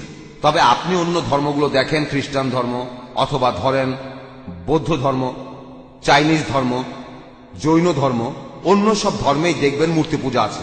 আপনারা মুসলিমরা পৃথিবীর সংখ্যার মাত্র 15 থেকে 20% হবেন সব মিলিয়ে, এটা শতকরা হিসাবে। তাহলে অন্যরা কি ভুল করছে? খ্রিস্টান ধর্মটা দেখেন, 1 মিনিট, যে কোনো অ্যাংলিকান চার্চ অথবা Russian orthodox, Greek orthodox, Catholic বা প্রোটেস্ট্যান্ট, চীনে দেখেন অনেক বড় মূর্তি ঈশ্বরের। তাহলে এরা সবাই ভুল? খুবই সুন্দর প্রশ্ন করলেন। তিনি বললেন পৃথিবীতে মুসলিম আনুমানিক 15 থেকে 20%, কেউ বলে 25%, সে যাই হোক, আপনি বললেন 15 থেকে 20%, আচ্ছা মেনে নিলাম। আপনি বললেন যে খ্রিস্টানরা তারা মূর্তি পূজা করে, আমিও একমত। আপনি বললেন যে বৌদ্ধরা বিশাল মূর্তি বানায়, তারা কি সবাই ভুল? ভাই, ইসলামের সংখ্যাগুরু হলে জেতা যায় না। ইসলামে সত্য সবার উপরে।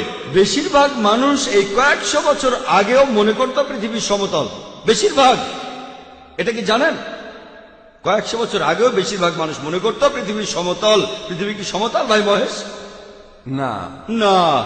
তাহলে বেশিরভাগ মানুষেরা ভুল হতে পারে। ইসলাম ধর্মে আল্লাহ পবিত্র কোরআনে বলেছেন, সূরা ইসরার 81 নম্বর আয়াতে উল্লেখ করা হয়েছে, ওয়াকুল জাল হক ওয়া জাকাল বাতিল ইন্নাল বাতিলা কানা জাউকা, বলো সত্য উপস্থিত হয়েছে, মিথ্যা বিলুপ্ত হয়েছে, কারণ মিথ্যা প্রকৃতিগত কারণে বিলুপ্ত হবে। সেজন্য ইসলাম ধর্মের সংখ্যাগুরু হলে জেতা যায় না। যদি আমেরিকা যান, সেখানে দেখবেন পর্নোগ্রাফি, এটা নিষিদ্ধ না। আপনি এটা বিশ্বাস করেন? না, অনেক না ইউরোপিয়ান না, দেশে এটা আপনি কি দেখা যায়। পর্নোগ্রাফিতে বিশ্বাস করেন? না, আমি বিশ্বাস খুব করি না। ভালো, আপনি তো ভালো মানুষ, আপনাকে অভিনন্দন জানাই। কিন্তু পশ্চিমা বিশ্বের বেশিরভাগ মানুষই পর্নোগ্রাফিতে বিশ্বাস করে। আপনি কি এটা বিশ্বাস করেন? আপনি কি পর্নোগ্রাফি দেখবেন? খুব ভালো, ভালো ছেলে। দেখেন, আপনি সত্যের কাছাকাছি আছেন। সংখ্যাগুরু হলে জেতা যায় না। আপনি তখন বললেন যে খ্রিস্টান ধর্মে সবাই মূর্তি পূজা করে। খ্রিস্টান ধর্মে আসলে মূর্তি পূজা নেই, কিছু খ্রিস্টান মূর্তি পূজা করে, যেমন কিছু মুসলিম ভুল কাজ করে। যদি খ্রিস্টানদের বাইবেল পড়েন, আর আমিও নিশ্চিত যে আপনি বাইবেল পড়েছেন, বাইবেলে উল্লেখ করা আছে, বুক অব ডিউটেরোনমি 5 নম্বর অধ্যায়ের 7 থেকে 9 নম্বর অনুচ্ছেদে বলা হয়েছে, তোমরা আমার কোনো প্রতিমূর্তি তৈরি করবে না। মহান স্রষ্টা তিনি বলেছেন, ওল্ড টেস্টামেন্টে আছে, তোমরা আমার কোনো প্রতিমূর্তি তৈরি করবে না, কোনো কিছুই না যেটার সাথে মিল আছে আকাশমণ্ডলের কিছু, পৃথিবীর কিছু, অথবা পৃথিবীর নিচের কিছু। তোমরা তাদের সেবা করবে না, তাদের কাছে নতজানু হবে না, কারণ আমি তোমাদের ঈশ্বর এবং প্রভু খুবই প্রতিহিংসা পরায়ণ। এই কথা আবারও আছে বুক অব এক্সোডাস 20 নম্বর অধ্যায়ের 3 থেকে 5 অনুচ্ছেদে, যে তোমরা আমার কোনো প্রতিমূর্তি তৈরি করবে না, কোনো কিছুই না যার সাথে মিল আছে আকাশের কিছুর, পৃথিবীর কিছুর, অথবা পৃথিবীর নিচের কিছুর। তোমরা এদের সামনে নতজানু হবে না, সেবা করবে না, কারণ আমি তোমাদের ঈশ্বর এবং প্রভু খুবই প্রতিহিংসা পরায়ণ। তাহলে ওল্ড টেস্টামেন্ট অনুযায়ী মূর্তি পূজা নিষিদ্ধ কাজ। আর যীশু খ্রিস্ট নিজেই বলেছেন, এটা আছে গসপেল অফ ম্যাথিউ 5 নম্বর অধ্যায়ের 17 থেকে 20 অনুচ্ছেদে, মনে করো না আমি নবীদের আইন বাতিল করতে এসেছি, এগুলোকে বাতিল করতে আসিনি, পূরণ করতে এসেছি। তোমাদের মধ্যে যদি কেউ কোনো একটা আইন ভাঙে আর অন্য কেউ ভাঙতে বলে, সে তাহলে স্বর্গের রাজ্যে প্রবেশ করতে পারবে না, আর যে এই আইনগুলো মেনে চলবে সে স্বর্গের রাজ্যে প্রবেশ করতে পারবে। যদি তাদের ন্যায়নিষ্ঠতা গ্রন্থে বলা ন্যায়নিষ্ঠার চাইতে বেশি না হয়, তাহলে তারা স্বর্গের রাজ্যে প্রবেশ করতে পারবে না। তাহলে যীশু খ্রিস্টের কথা অনুযায়ী আপনি যদি স্বর্গের রাজ্যে প্রবেশ করতে চান, আপনাকে তাহলে ওল্ড টেস্টামেন্টের সবগুলো আইন মানতে হবে, মুসা নবীর আইন মানতে হবে। স্রষ্টার কোনো প্রতিমা বানাবেন না। তারপরও মানুষ বানায়, কেন? সব খ্রিস্টানরা কিন্তু বানায় না, প্রোটেস্ট্যান্টরা বানায় না। খ্রিস্টান ধর্ম সম্পর্কে আপনার জ্ঞান বেশ কম, আপনি এখনো ছাত্র। ক্যাথলিকরা এটা করে, তারা মূর্তি বানায়। এজন্যই প্রোটেস্ট্যান্টরা প্রোটেস্ট করেছিল যে আপনাদের কাজটা ভুল। তাহলে বাইবেলের কথা অনুযায়ী সৃষ্টিকর্তার কোনো প্রতিমা বানাতে পারবেন না। আপনার কথা মানি, বেশিরভাগ হিন্দুই মূর্তি পূজা করে। আমি আগে বলেছিলাম, নাতাস্তি প্রতিমা আস্তি, মহান সৃষ্টিকর্তার কোনো প্রতিমা নেই, কোনো ছবি নেই, কোনো ভাস্কর্য নেই, তার কোনো মূর্তি নেই। আপনি কি মূর্তি পূজা করেন? হ্যাঁ, আমি করি। আচ্ছা, তাহলে তো বেদ মানছেন না। আমি আসলে সবগুলো ধর্মই মানি, সব ধর্মই এক, কারণ মহান ঈশ্বর সবগুলো ধর্ম সম্পর্কেই জানেন। ভাই, আপনি যদি সবগুলো ধর্মই বিশ্বাস করেন, তার মানে আপনি অন্য ধর্ম পালন করছেন কিনা জানি না, তবে হিন্দু ধর্ম পালন করছেন না। আপনি হিন্দু ধর্ম পালন করছেন না। আমি আপনাকে বলি, ঈশ্বর তো ঘুমাচ্ছেন না, তিনি সবই জানেন। তিনি তো সবকিছু সৃষ্টি করেছেন, সবকিছু, তাই তিনি সবগুলো ধর্ম সম্পর্কেই জানেন, যেমন ইসলাম। ভাই, আপনি একবারে একটা প্রশ্ন করেন, লম্বা লাইন দেখা যাচ্ছে, এই প্রশ্নটার উত্তর দিচ্ছি, এরপরে লাইনের পেছনে গিয়ে দাঁড়াবেন, তারপর সময় আসলে প্রশ্ন করবেন, ঠিক আছে? প্রশ্ন করেছেন যে ঈশ্বর কি ঘুমাচ্ছেন? আল্লাহ এই কথার উত্তর দিয়েছেন পবিত্র কোরআনে সূরা বাকারার 255 নম্বর আয়াতে উল্লেখ করা হয়েছে। আল্লাহ বলেছেন, আল্লাহু লা ইলাহা ইল্লা হুয়াল হাইয়ুল কাইয়ুম লা তাখুযুহু সিনাতুন ওয়ালা নাওম, যে আল্লাহ অবিনশ্বর, চিরস্থায়ী, তিনি কারো মুখাপেক্ষী নন, তার নিদ্রার প্রয়োজন হয় না, তন্দ্রা তাকে স্পর্শ করে না, বিশ্রামের প্রয়োজন হয় না। আমাদের ঘুমানোর প্রয়োজন হয়, আমাদের বিশ্রাম নেওয়ার প্রয়োজন হয়, আল্লাহ তাআলার ঘুমানোর প্রয়োজন হয় না। আল্লাহ তাআলা পবিত্র কোরআনে বলেছেন, তিনি যদি চাইতেন তাহলে পৃথিবীর প্রত্যেকটা মানুষকে বানাতে পারতেন মুসলিম হিসেবে, মুসলিম বানাতে পারতেন। আল্লাহর পক্ষে খুবই সোজা, শুধু কুন ফায়াকুন। তবে এই জীবনটা পরকালের জন্য পরীক্ষা। আল্লাহ আপনাকে পরীক্ষা করছেন, আমাকেও পরীক্ষা করছেন। আল্লাহ যদি চান আপনি আর কখনো মূর্তি পূজা করবেন না, তাহলে তো পরীক্ষাটা থাকলো না। পরীক্ষাটা হচ্ছে, আল্লাহ আপনাকে কিছু আইন দিয়েছেন, এখন আপনি সেগুলো মানবেন কি মানবেন না। আপনি নাকি সবগুলো ধর্মই মানেন, কিন্তু আপনি তো হিন্দু ধর্ম মানছেন না, আপনি তো ইসলাম মানছেন না, আপনি তো খ্রিস্টান ধর্ম মানছেন না, শিখ ধর্ম মানছেন না, বৌদ্ধ ধর্ম মানছেন না। আমাকে এমন কোন কথা দেখান যেখানে ধম্মপট বলছে, বৌদ্ধ যে কোনো গ্রন্থ বলছে যে বুদ্ধ তার মূর্তি বানাতে বলেছেন। তিনি কখনোই বলেননি। বুদ্ধ কোথায় বলেছেন? আগামীকাল ধরেন কোন মুসলিম যে নবীজি মুহাম্মদ সাল্লাল্লাহু আলাইহি সাল্লামের মূর্তি বানালো, সে যদি মূর্তি বানিয়ে তার পূজা করে, আমি বলবো সেটা ভুল। নবীজি কখনোই তার মূর্তি বানাতে বলেননি। এখন কিছু মানুষ যদি কোনো ভুল কাজ করে থাকে, হোক তারা সংখ্যালঘু বা সংখ্যাগুরু, সেটা তখন সত্যি হয়ে যায় না। গৌতম বুদ্ধ কখনোই তার মূর্তি বানাতে বলেননি। এখন কেউ এই মূর্তিগুলোর বিরুদ্ধে গেলে সে আসলে বৌদ্ধদের ধর্ম পালনে সাহায্য করছে। শুধু বুদ্ধের একটা বিশাল মূর্তি বানিয়েছে বলেই তারা বুদ্ধকে মানে, এমনটা কিন্তু ঠিক না। সেজন্য আমি বলেছি যদি কোনো ধর্মকে বুঝতে চান অনুসারীদের দেখবেন না, ভাই মহেশ আমাকে দেখবেন না, ধর্মগ্রন্থগুলোকে দেখেন, পবিত্র কোরআন দেখেন, পবিত্র কোরআন পড়েন, আপনাদের বেদ পড়েন, যেগুলো কমন সেগুলো মেনে চলেন, আর যেগুলো কমন না সেগুলো পরে দেখবেন। আপনি নাকি সব ধর্মই পালন করেন, আপনি তো হিন্দু ধর্ম মানছেন না, খ্রিস্টান ধর্ম মানছেন না, ইসলাম ধর্ম মানছেন না, সবগুলো তো পরের কথা। আমি বলছি অন্তত পক্ষে কমন জিনিসগুলো আপনি মেনে চলেন, যেগুলো কমন না সেটা নিয়ে পরে কথা বলবো। আপনি তো কমন জিনিসগুলো মেনে চলছেন না, সবগুলো মানা তো পরের কথা। যেদিন আপনি মূর্তি পূজা বন্ধ করবেন সেদিন আমি কথা বলতে পারবো যে আপনি সবগুলো ধর্মের সবচেয়ে প্রধান কথাটা মানছেন। যেদিন আপনি মোহাম্মদ সাল্লাল্লাহু আলাইহি সাল্লামকে সর্বশেষ চূড়ান্ত নবী হিসেবে মানবেন সেদিন বলতে পারবো আপনি বেশিরভাগ প্রধান ধর্মের সবচেয়ে প্রধান দুটো কথা মানছেন। আশা করি উত্তরটা পেয়েছেন।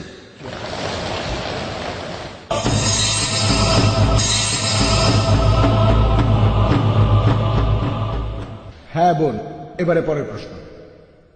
আসসালামু আলাইকুম, আমি ভাগ্যশ্রী সাওয়ান্ত, আমি অমুসলিম। এখানে সবার সামনে আমি ইসলাম গ্রহণ করতে চাই, কারণ আমি চাই কিয়ামতের দিন আপনারাও আমার পক্ষে সাক্ষ্য দেবেন। আশহাদু আন্না ইল্লাল্লাহ, আশহাদু আন্না মুহাম্মাদু রাসূলুল্লাহ। মাশাআল্লাহ বোন, উনি ডক্টর জাকিরের সাথে কথাগুলো আরেকবার বললে ভালো। এখন আমি বলছি আর আমার সাথে সাথে আপনিও বলুন। আশহাদু আল্লাহ ইলাহা, আশহাদু আল্লা ইলাহা ইল্লাল্লাহ ওয়া আশহাদু আন্না মুহাম্মাদান রাসূলুল্লাহ। আমি সাক্ষ্য দিচ্ছি যে আল্লাহ ছাড়া কোনো উপাস্য নেই, আর নবীজি মুহাম্মদ সাল্লাল্লাহু আলাইহি সাল্লাম হলেন মহান আল্লাহ তাআলার প্রেরিত পুরুষ। শান্তির ধর্মে আপনাকে স্বাগতম বোন। আমাদের এই এক্সিবিশন অ্যান্ড কনফারেন্সে এই 10 দিনে অনেক মানুষই ইসলাম ধর্ম গ্রহণ করেছেন। আমাদের বক্তাদের কাছে বিভিন্ন প্রশ্ন করা হয়েছে, তারা বুঝেছেন যে এটাই হচ্ছে একমাত্র সমাধান মানুষের জন্য। আপনাকে অনেক ধন্যবাদ বোন, আর আল্লাহর কাছে দোয়া করছি যেন আপনি জান্নাতে যেতে পারেন, পৃথিবীতেও শান্তি পান আর পরকালেও শান্তি পাবেন ইনশাআল্লাহ।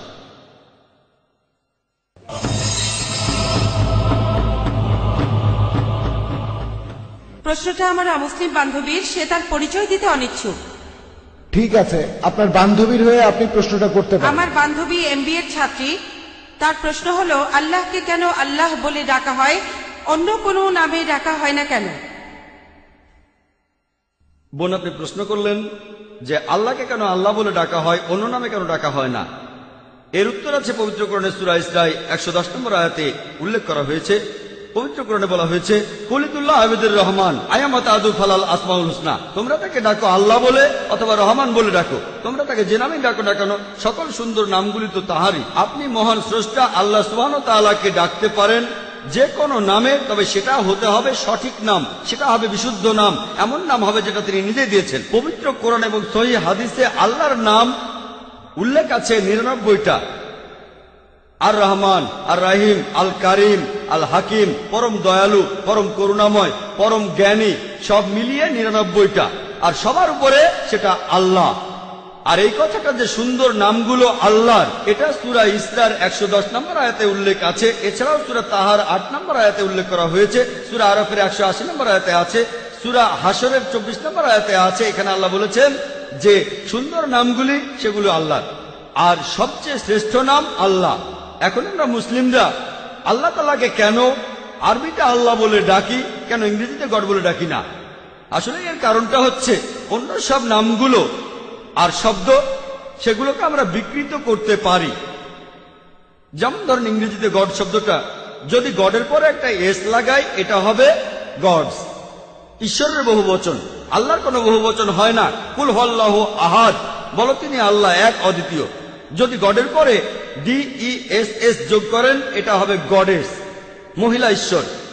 ইসলামে পুরুষ আল্লাহ বা মহিলা আল্লাহ বলে কিছু নেই। আল্লাহ সুবহানাহু ওয়া তাআলার কোনো লিঙ্গ নেই। যদি গডের পরে ফাদার যোগ করেন সেটা হবে গডফাদার, সে আমার গডফাদার, সে আমার অভিভাবক। ইসলাম ধর্মে আল্লাহ আব্বা বা আল্লাহ ফাদার বলে কিছু নেই। যদি গডের পরে মাদার যোগ করেন সেটা হবে গড মাদার। ইসলাম ধর্মে আল্লাহ মাদার বা আল্লাহ আম্মি বলে কিছু নেই। যদি গডের আগে তিন শব্দটা জুড়ে দেন সেটা হবে তিন গড, অর্থাৎ নকল ঈশ্বর। তিন আল্লাহ বলে কিছু নেই ইসলামে। আর এই জন্যই আমরা মুসলিমরা আমরা আল্লাহ তাআলাকে ডাকি আরবি শব্দ আল্লাহ বলেই। আর এই কারণে এই আল্লাহ শব্দটা বেশিরভাগ প্রধান ধর্মগ্রন্থগুলোতেই দেখতে পাবেন। যদি শিখ ধর্মগ্রন্থ পড়েন সেখানে মহান সৃষ্টিকর্তার একটা বৈশিষ্ট্য বলা হয়েছে আল্লাহ। যদি খ্রিস্টানদের বাইবেল পড়েন, গসপেল অব মার্ক 15 অধ্যায় 34 অনুচ্ছেদে আছে, গসপেল অব ম্যাথিউ 27 অধ্যায় 46 অনুচ্ছেদে আছে, বলা আছে যে যীশু খ্রিস্টকে যখন ক্রুশবিদ্ধ করা হলো তিনি বলেছিলেন আল্লাহ আল্লাহ লামা সাবাক্তানি, ঈশ্বর ঈশ্বর কেন তুমি আমাকে ত্যাগ করলে। এই আল্লাহ আল্লাহ লামা সাবাক্তানি শুনে কি মনে হয় ঈশ্বর ঈশ্বর কেন তুমি আমাকে ত্যাগ করলে? না। তবে এটার যদি আরবি করেন এটা হবে আল্লাহ আল্লাহ লামা তারাক্তানি, একই রকম। এই হিব্রু আর আরবি ভাষা দুটো একই রকম। আর আপনারা ধর্মীয় ডিকশনারিতে দেখবেন সেখানে বলা হয়েছে আল্লাহ বা আল্লাহ, একই কথা, আল্লাহ ALAH একই।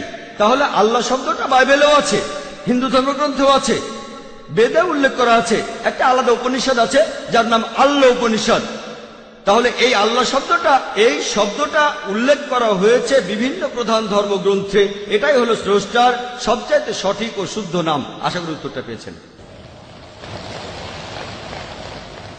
কোন অমুসলিম ভাই কি প্রশ্ন করবেন? হ্যাঁ ভাই। স্যার, আমার নাম গিল রয়, বোম্বেতে থাকি, আমি ব্যবসা করি। আমাকে সুযোগ দেওয়ার জন্য ধন্যবাদ। প্রশ্ন করার জন্য অনুষ্ঠানটা বেশ উপভোগ করেছি, এই প্রথম এসেছি। আমার প্রশ্নটা ধর্মান্তরিত হওয়া প্রসঙ্গে, ইসলামে আসা অথবা বের হয়ে যাওয়া। এখন অনেক মুসলিম দেশেই ইসলাম থেকে কেউ অন্য ধর্ম গ্রহণ করতে পারে না। কিছু দেশে জবরদস্তি করা হয় বা মৃত্যুদণ্ড দেয়া হয়। তবে ভুল হলে শুধরে দেবেন, আমি ঠিক জানি না। তবে যে দেশে অমুসলিমের সংখ্যা বেশি সেখানে অন্য ধর্ম থেকে ইসলামে আসতে বাধা দেয়া হয় না। এখন ইসলাম ধর্মে সঠিক নিয়মটা কি? কারণ আপনার লেকচারেই বললেন ইসলাম ধর্মে কোনো জবরদস্তি নেই, আর পৃথিবীর লক্ষ লক্ষ মানুষ ইসলাম ধর্ম গ্রহণ করছে। তাহলে ধর্মান্তরিত হতে বাধা দেয়া হচ্ছে কেন? তারা কি ঠিক করছে? এখানে অনুমতি দিলে অসুবিধা কোথায়?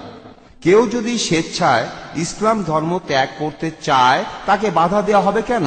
আপনি আমেরিকাকে দেখেন, সেখানে বেশিরভাগ মানুষ খ্রিস্টান, তাদের বেশিরভাগই খ্রিস্টান ধর্মের অনুসারী। যদি তারা ধর্ম পরিবর্তনে বাধা দেয়, যদি ইসলাম ধর্ম গ্রহণে বাধা দেয়, সেরকম হলে আপনি কি বলবেন? ভাই, আপনি খুব সুন্দর প্রশ্ন করেছেন, খুবই ইম্পর্টেন্ট প্রশ্ন। প্রশ্নটা দুটো অংশ। প্রথম অংশে আপনি বলেছেন যে কিছু মুসলিম সংখ্যাগরিষ্ঠ দেশে কেন ধর্ম পরিবর্তন বা প্রচার করতে দেয়া হয় না, সেখানে অন্য ধর্ম প্রচার করতে পারবেন না, ধর্মান্তর নিষিদ্ধ, সেখানে কোনো মুসলিম তার ধর্ম পরিবর্তন করতে পারে না, মূল প্রশ্ন। এটাই প্রথম অংশ। দ্বিতীয় অংশে ধর্মান্তর হলে মৃত্যুদণ্ড কেন? আমেরিকাতে যদি এখন ধর্মপ্রচার নিষিদ্ধ হয়, ধর্মান্তর নিষিদ্ধ হয়, তখন আমি কি বলবো? খুব সুন্দর প্রশ্ন ভাই। আপনি যদি কোন ধর্মপ্রচারের কথা বলেন, এমন কিছু দেশ আছে যেমন ধরেন সৌদি আরব, সেখানে অন্য ধর্মপ্রচার নিষিদ্ধ। আমার জানা মতে একটা দেশই আছে যেখানে অন্য ধর্মপ্রচার নিষিদ্ধ, সেটা সৌদি আরব। এর কারণ হলো যে ধরেন ভাই, আপনি একটা স্কুল শুরু করেছেন, স্কুল চালু করতে গিয়ে আপনি ইন্টারভিউ নিচ্ছেন একজন অঙ্কের টিচারের। যখন আপনি অঙ্কের টিচারদের ইন্টারভিউ নিচ্ছেন, আপনি প্রশ্ন করলেন 2 + 2 = কত? একজন অঙ্কের টিচার বলল 2 + 2 = 3। পরের জন্য সে বলল 2 + 2 = 4, আর পরের জন্য সে বলল 2 + 2 = 5। অনেক মানুষই বলে এখানে সমস্যাটা কোথায়? আপনি আপনার ধর্ম প্রচার করেন, যারা গ্রহণ করতে চায় তারা গ্রহণ করবে। আমি আপনাকে বলি যে আপনার স্কুলে অঙ্কের টিচার কেমন রাখবেন? যে বলে 2 + 2 = 3, নাকি তাকে রাখবেন যে বলে 2 + 2 = 5? আমি বলবো না, আমিও অঙ্ক জানি, আমি এ ব্যাপারে একেবারে নিশ্চিত। অঙ্কে 2 + 2 = 4, আর কিছুই না। তাহলে ধর্মের কথা অনুযায়ী সৌদি আরব তারা একেবারে নিশ্চিত আর মেনে নিয়েছে কোরআনের এই আয়াতটা। সূরা ইমরানের 19 নম্বর আয়াতে উল্লেখ করা হয়েছে, ইন্নাদ-দীনা ইনদাল্লাহিল ইসলাম, আল্লাহ তাআলার কাছে একমাত্র গ্রহণযোগ্য দিন হলো আল্লাহর কাছে নিজেকে সমর্পণ করে শান্তি অর্জন করা। তারা সৌদি আরবে ভুল কোনো কিছুই প্রচার করতে দেবে না। তবে বিজ্ঞান প্রযুক্তির ক্ষেত্রে তারা আমেরিকানদের স্বাগত জানিয়েছে, আপনারা চলে আসেন, স্বাগত জানিয়েছে ইংল্যান্ডের মানুষদের, স্বাগত জানিয়েছে ইন্ডিয়ার মানুষদের, সমস্যা নেই।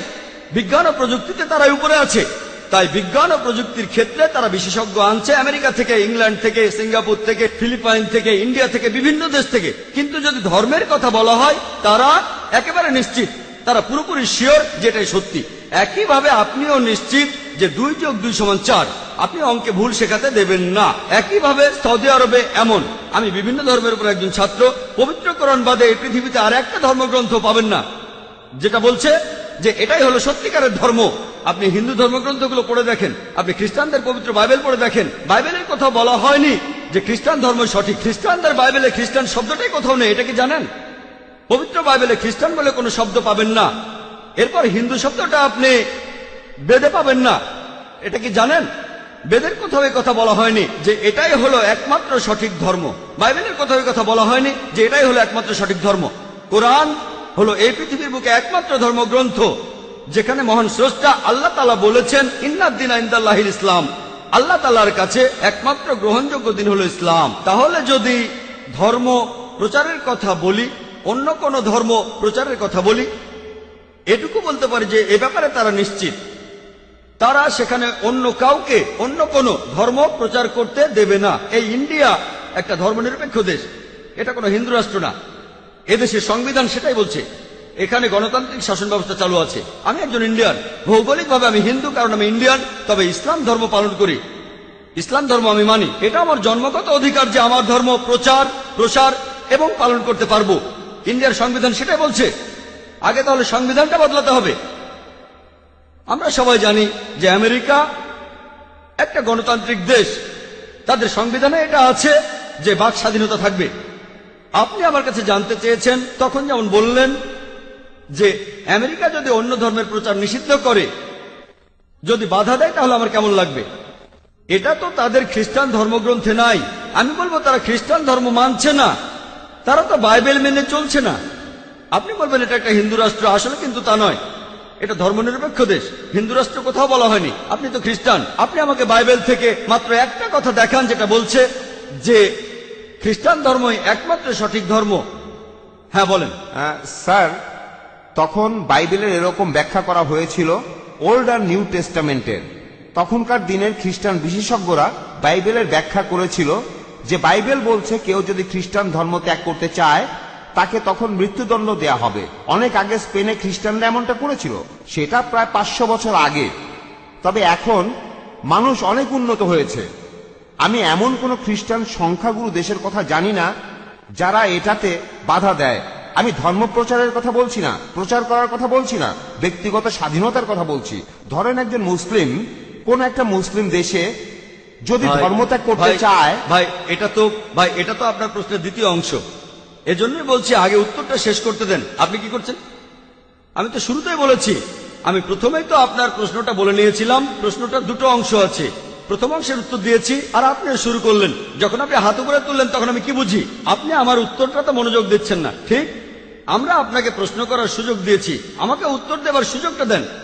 ঠিক আছে, আমি তো বলেছিলাম আপনার প্রশ্নের দুটো অংশ আছে, আর আমার উত্তর শেষ করার আগে আমি যদি কথা বলে যাই অন্য সবাই বুঝবে, আপনি বুঝবেন না।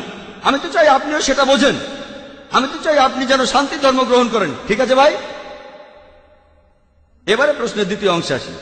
যদি কেউ অন্য ধর্মে যেতে চায়, যদি কেউ ইসলাম ধর্ম ত্যাগ করতে চায়, পবিত্র কোরআনে স্পষ্ট করে সূরা বাকারা 256 নম্বর আয়াতে বলা হয়েছে, লা ইকরাহা ফিদ্দিন, দিন সম্পর্কে কোনো জবরদস্তি নেই। সত্য স্পষ্ট হচ্ছে মিথ্যা থেকে। তাহলে কোনো মানুষ যদি ইসলাম থেকে অন্য কোন ধর্মে যেতে চায়, ভালো, কিয়ামতের দিন সে ক্ষতিগ্রস্তদের দলে থাকবে। আর মৃত্যুদণ্ডের কথা যদি বলেন, বিশেষজ্ঞদের মাঝে মতভেদ আছে। কিছু কিছু বিশেষজ্ঞ বলেন যদি সেই লোক ধর্মান্তরের পরে যদি তার নতুন ধর্ম প্রচার করতে থাকে আর ইসলামের বিরুদ্ধে কথা বলে, তাহলে তাকে মৃত্যুদণ্ড দেওয়া হবে। আর এই একই রকম আইন, প্রায় একই রকম আইন সব দেশেই দেখবেন, ইন্ডিয়াতেও দেখবেন। এখানে দেশের বিরুদ্ধে কথা বলতে পারবেন না। ইন্ডিয়াতে ধরেন কোন একজন লোক সে দেশের গোপন তথ্য বিক্রি করলো কোন শত্রুর কাছে, ঠিক আছে, তার তথ্যগুলো সত্যিও হতে পারে, হয়তো কোনো ব্লুপ্রিন্ট। কিছু দেশ মৃত্যুদণ্ড দেবে, অন্যরা দেবে যাবজ্জীবন কারাদণ্ড, যদিও সে সত্যি কথা বলেছে। নিজস্ব আইন প্রত্যেক দেশেরই আছে। তাহলে ইসলামে যদি কোনো মুসলিম ইসলাম ধর্ম ত্যাগ করে অন্য কোন ধর্ম গ্রহণ করে, তারপর সেটা প্রচার করে, ধর্মটা প্রচার করে, ইসলামের বিরুদ্ধে কথা বলে, যদি সেটা কোনো ইসলামিক দেশ হয়, যদি ইন্ডিয়ায় কেউ এমনটা করে, কেউ তাকে মৃত্যুদণ্ড দিতে পারবে না। যদি সে এমন দেশে থাকে যারা ইসলামিক শরিয়া মেনে চলে, এখানে সে কি করছে? বিশৃঙ্খলা সৃষ্টি করছে। সে তাহলে সেই দেশে অশান্তি সৃষ্টি করছে। এমন অবস্থা হলে মৃত্যুদণ্ড দেওয়া হবে। সব মুসলিম দেশ কিন্তু ইসলামিক শরিয়া মেনে চলে না, এ কথাটা জেনে রাখেন। হাতে গোনা কয়েকটা দেশ কেউ এই আইনগুলো মানে, কেউ ওই আইনগুলো মানে। আমি এমন দেশের কথা জানি না যারা 100% ইসলামিক শরিয়া প্রয়োগ করে, আমি জানি না, এমন দেশের কথা জানি না। তাহলে আপনার এই কথা বুঝতে হবে যে মুসলিম দেশে ইসলামিক শরিয়া প্রচলিত আছে, আর তেমন দেশে যদি এরকম কোনো ঘটনা ঘটে, যেমন ইন্ডিয়ায় কেউ যদি দেশের গোপন তথ্য বেচে দেয়, তাকে কারাদণ্ড দেওয়া হবে। কত বছরের আমি জানি না, মৃত্যুদণ্ডও হতে পারে। আমেরিকার ক্ষেত্রে একই ঘটনা। সেই একইভাবে এই মুসলিম দেশের আইন হলো এটা, সে দেশে ইসলামিক আইনে শাসন কাজ চালানো হয়। তাহলে আশা করি উত্তরটা পেয়েছেন। ধন্যবাদ। এবারের প্রশ্ন মহিলাদের মধ্য থেকে। আসসালামু আলাইকুম জাকির ভাই, আমার নাম নীলম শেঠি। আমার জন্ম হিন্দু পরিবারে। আমি একদিন আজাদ ময়দানে হিন্দুইজম ও ইসলামের সাদৃশ্য নিয়ে আপনার লেকচারটা শুনেছিলাম। সেদিন থেকেই আমি ইসলাম পছন্দ করি।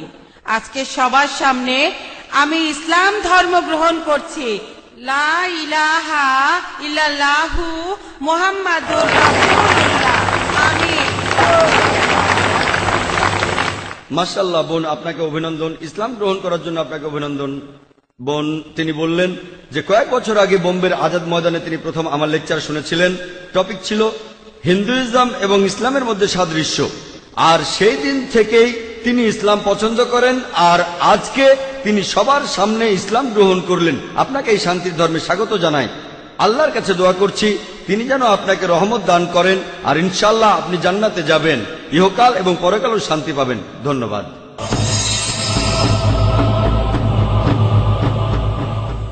প্রশ্ন করবেন?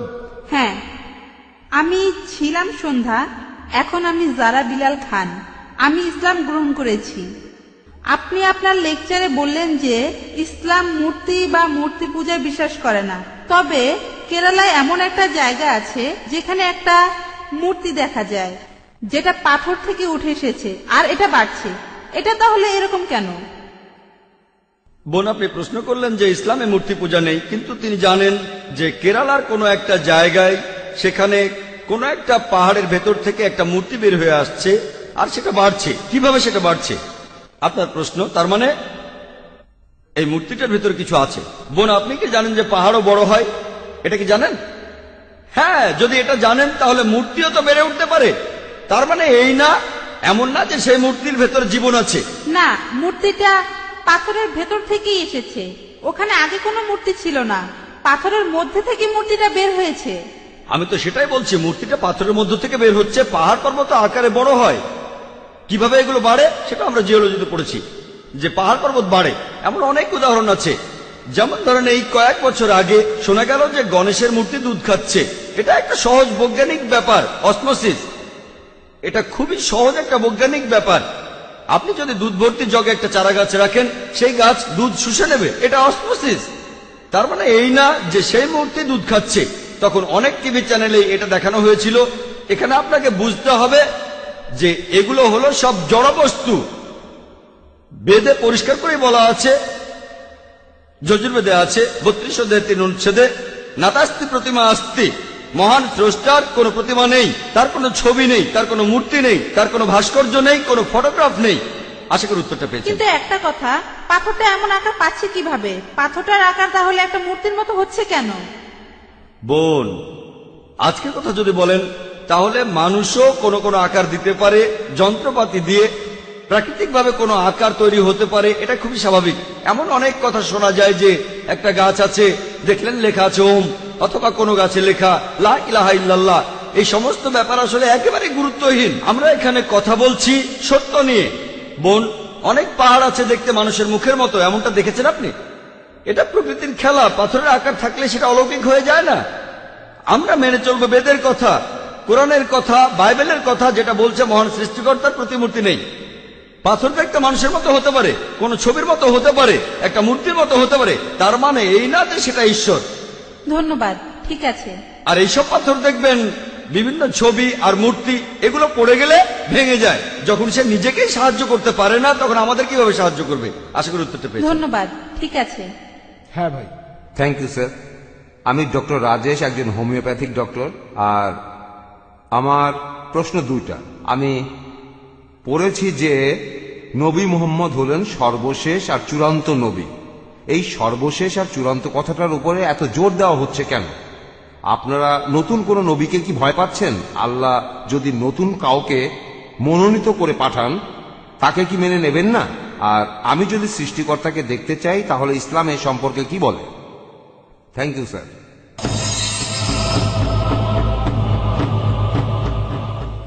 ভাই দুটো প্রশ্ন করেছেন। প্রথম প্রশ্ন, এটার উপরে এত জোর দিচ্ছি কেন যে তিনি শেষ নবী। আল্লাহ আরেকজন নবী পাঠাতে চাইলে কি পারতেন না? আর শেষ প্রশ্ন, যদি আমি আল্লাহকে দেখতে চাই তাহলে কি করব? আপনার এই প্রশ্নে পরে আসছি। প্রথম অংশটা যে জোর দিচ্ছি কেন যে মোহাম্মদ সাল্লাল্লাহু আলাইহি ওয়াসাল্লাম শেষ নবী, শুধু আমি জোর দিচ্ছি না, বেদও জোর দিচ্ছে, পুরাণও জোর দিচ্ছে, বাইবেলও জোর দিচ্ছে, আর কোরআন অন্যান্য ধর্মগ্রন্থ জোর দিচ্ছে।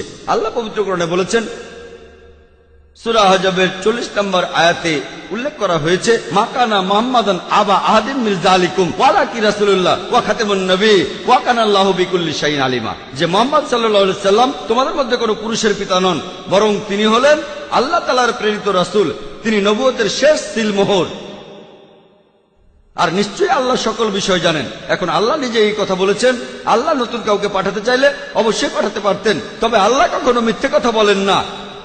আল্লাহ কখনো মিথ্যে বলেন না। পবিত্র কোরআনে এই কথা উল্লেখ করা আছে।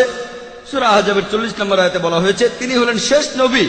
তাই আল্লাহ জানেন, যদি আল্লাহ নতুন কাউকে পাঠাতে চাইতেন তাহলে মুহাম্মদ সাল্লাল্লাহু আলাইহি সাল্লামকে শেষ নবী উল্লেখ করতেন না। যেহেতু মুহাম্মদকে শেষ নবী বলা হয়েছে, আমি বিশ্বাস করেছি। আর আল্লাহ তাআলা তো ভবিষ্যৎও জানেন, আপনি আমি ভবিষ্যৎ জানি না, আল্লাহ ভবিষ্যৎ জানেন। তিনি বলেছেন মুহাম্মদই শেষ নবী, সেজন্য আমি সেটা বিশ্বাস করি। এখন আমাদের যেটা যখন প্রয়োজন, আল্লাহ তাআলা ঠিক সেটাই দিয়েছেন আমাদের। কিছু মানুষ বলে আল্লাহ নবীকে কেন সৃষ্টির প্রথম দিনেই পাঠালেন না? আমার ছেলে কয়েকদিন আগে বলছিল, আমাকে প্রথমে কেন মেডিকেল কলেজে ভর্তি করলে না? বললাম আগে তো স্কুলে যেতে হবে, ক্লাস 1, ক্লাস 2, ক্লাস 3, কলেজ, তারপর মেডিকেল, ঠিক আছে? তাই মানুষের সভ্যতার বিভিন্ন পর্যায়ে আল্লাহ বিভিন্ন রাসূল পাঠিয়েছেন। আমরা 4টা কিতাবের নাম জানি, এছাড়াও অনেক আছে, তাওরাত, জাবুর, ইনজিল, এগুলোর নাম জানি। এরপর আল্লাহ তাআলা ঠিক করলেন যে 1400 বছর আগে মানুষ পবিত্র কোরআন বোঝার পর্যায়ে চলে এসেছে। তখন তিনি পাঠালেন তার সর্বশেষ ও চূড়ান্ত রাসূল মুহাম্মদ সাল্লাল্লাহু আলাইহি সাল্লামকে। সর্বশেষ আর চূড়ান্ত কিতাব হলো কোরআন। এখন আল্লাহ চাইলে অবশ্যই নতুন কাউকে পাঠাতে পারেন, তবে যেহেতু তিনি বলেছেন আর কাউকে পাঠাবেন না, তাই পাঠাবেন না। এই দিন তিনি সম্পূর্ণ করেছেন। আগের ধর্মগ্রন্থগুলো সম্পূর্ণ অবস্থায় ছিল না। আল্লাহ বলেছেন, মহান স্রষ্টা পবিত্র কোরআনে বলেছেন, সূরা মাইদা 3 নম্বর আয়াতে উল্লেখ করা হয়েছে যে আজ এই দিনে তোমাদের প্রতি আমার অনুগ্রহ সম্পূর্ণ করলাম, তোমাদের জন্য ইসলামকে দিন হিসেবে আমি সম্পূর্ণ করলাম। ইসলামকে দিন হিসেবে সম্পূর্ণ করার পর নতুন কিছু যোগ হবে না, অথবা এখান থেকে কোনো কিছু বাদও দেওয়া যাবে না। এটা সম্পূর্ণ। আর সেজন্য যদি আজকের দিনে কেউ বলে যে সে আল্লাহর কাছ থেকে আসমানি কিতাব পেয়েছে, আর যদি বলে সে আল্লাহর রাসূল, তাকে মানসিক ডাক্তার দেখাতে হবে। এখন অনেক মানুষই নিজেকে ঈশ্বর বলে দাবি করে, অনেকে ঈশ্বরের নবী বলে দাবি করে। মানসিক ডাক্তার দেখাতে হবে তাকে, কারণ কোরআনের পরে নতুন কোন আসমানি কিতাব আসবে না, মুহাম্মদের পরে কোন নতুন নবী আসবে না। এবার আপনার দ্বিতীয় প্রশ্নের উত্তর, আল্লাহকে দেখতে চাইলে তখন আপনাকে কি করতে হবে? আমি যদি ঈশ্বরকে দেখতে চাই তাহলে আমি কি করব? আমি বলছি কি করবেন। এই পৃথিবীতে আল্লাহকে দেখতে পাবেন না, পবিত্র কোরআনে বলা আছে যে মুসা আলাইহিসসালাম আল্লাহকে দেখতে চেয়েছিলেন। আল্লাহ তাকে বলেছিলেন পাহাড়ের দিকে তাকাও, আমি এই পাহাড়ে আমার একটা ঝলক দেখাবো। সেই পাহাড়ে তখন কি অবস্থা হলো? সেই পাহাড়ের আগুন থেকে মুসা নবীর চোখ ধাঁধিয়ে গেল। পৃথিবীতে দেখতে পাবেন না, তবে পরকাল আল্লাহকে দেখতে পাবেন যদি আপনি জান্নাতে যান। সবকিছু সেখানে পাবেন, খাবার সবকিছুই পাবেন। লোকজন, হাদিসে উল্লেখ করা আছে, তারা তখন আল্লাহকে দেখার জন্য অনুনয় বিনয় করবে। যদি আপনি আল্লাহ তাআলাকে দেখতে চান তাহলে আল্লাহর এই চূড়ান্ত আসমানি কিতাব পড়তে হবে, এই পবিত্র কোরআন। কোরআনের কথাগুলো মেনে চলবেন। সর্বশেষ আর চূড়ান্ত নবী মুহাম্মদ সাল্লাল্লাহু আলাইহি সাল্লামের কথাগুলো মেনে চলবেন। যদি মুহাম্মদ সাল্লাল্লাহু আলাইহি সাল্লাম আর কোরআনের কথাগুলো আপনি মেনে চলেন, ইনশাআল্লাহ আপনি জান্নাতে যাবেন। যদি আমি মানি, আমিও জান্নাতে যাব। আর ইনশাআল্লাহ আমরা আল্লাহর আইন মেনে চললে জান্নাতে যাব। আর ইনশাআল্লাহ আমরা সেখানে আল্লাহকে দেখতে পাবো। আশা করি উত্তরটা পেয়েছেন। ধন্যবাদ। হ্যাঁ ভাই। আমার নাম কিশোর, আমি মণিপুর থেকে এসেছি, ইন্ডিয়ার দক্ষিণ থেকে। আপনারা জানেন যে কাশ্মীরে আপনাদেরকে যেমন সবাই সন্ত্রাসী বলে ডাকে, তেমন মণিপুরে আমরা যারা স্থানীয়, আমরা ওখানে যে কাজগুলো করছি সেজন্য আমাদেরও সবাই সন্ত্রাসী বলে ডাকে। এই কারণে গত 15 দিন আমি এখানেই আছি। মণিপুরে খবর ছড়ানো হয়েছে যে আমি মারা গেছি। আমার মা বাবাও জানে যে আমি মারা গেছি। আসলে সেই ভয়েই আমি বম্বেতে চলে এসেছি।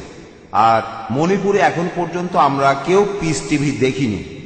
বিভিন্ন ধর্ম সম্পর্কে আমার আগ্রহ আছে, বেশ কিছুটা জানি। আমি গুরুদুয়ারাতে গেছি, চার্চে গেছি, তারপর বাইবেল পড়েছি, সব জায়গাতেই গেছি। তবে আমি এখন পর্যন্ত এটা জানি না যে মুসলিমরা কেন দাড়ি রাখে। আর ইসলাম ধর্মে কি আছে সেটা কোনো হিন্দি বইতে পাইনি, ইংরেজি বইতে পাইনি, মণিপুরেও পাইনি। তাই আমি বলবো আপনারা যদি এই বইগুলো মণিপুরে পাঠানোর ব্যবস্থা করেন তাহলে খুব ভালো হয়। আর আমি যদি এখানে হিন্দি বা ইংরেজিতে কোনো বই পাই তাহলে আমি সেটা কিনতে রাজি আছি। ভাই, আপনি প্রশ্ন করলেন যে কাশ্মীরে যেমন মুসলিমরা যুদ্ধ করছে, জিহাদ করছে, একইভাবে মণিপুরের অধিবাসীরাও যুদ্ধ করছে, লড়াই করছে। আর উনি মণিপুর থেকে চলে এসেছেন, এখানে এসেছেন। মণিপুরে বিভিন্ন ঝামেলার কারণে 15 দিন এখানে আছেন। তিনি ইসলাম সম্পর্কে জানতে চান।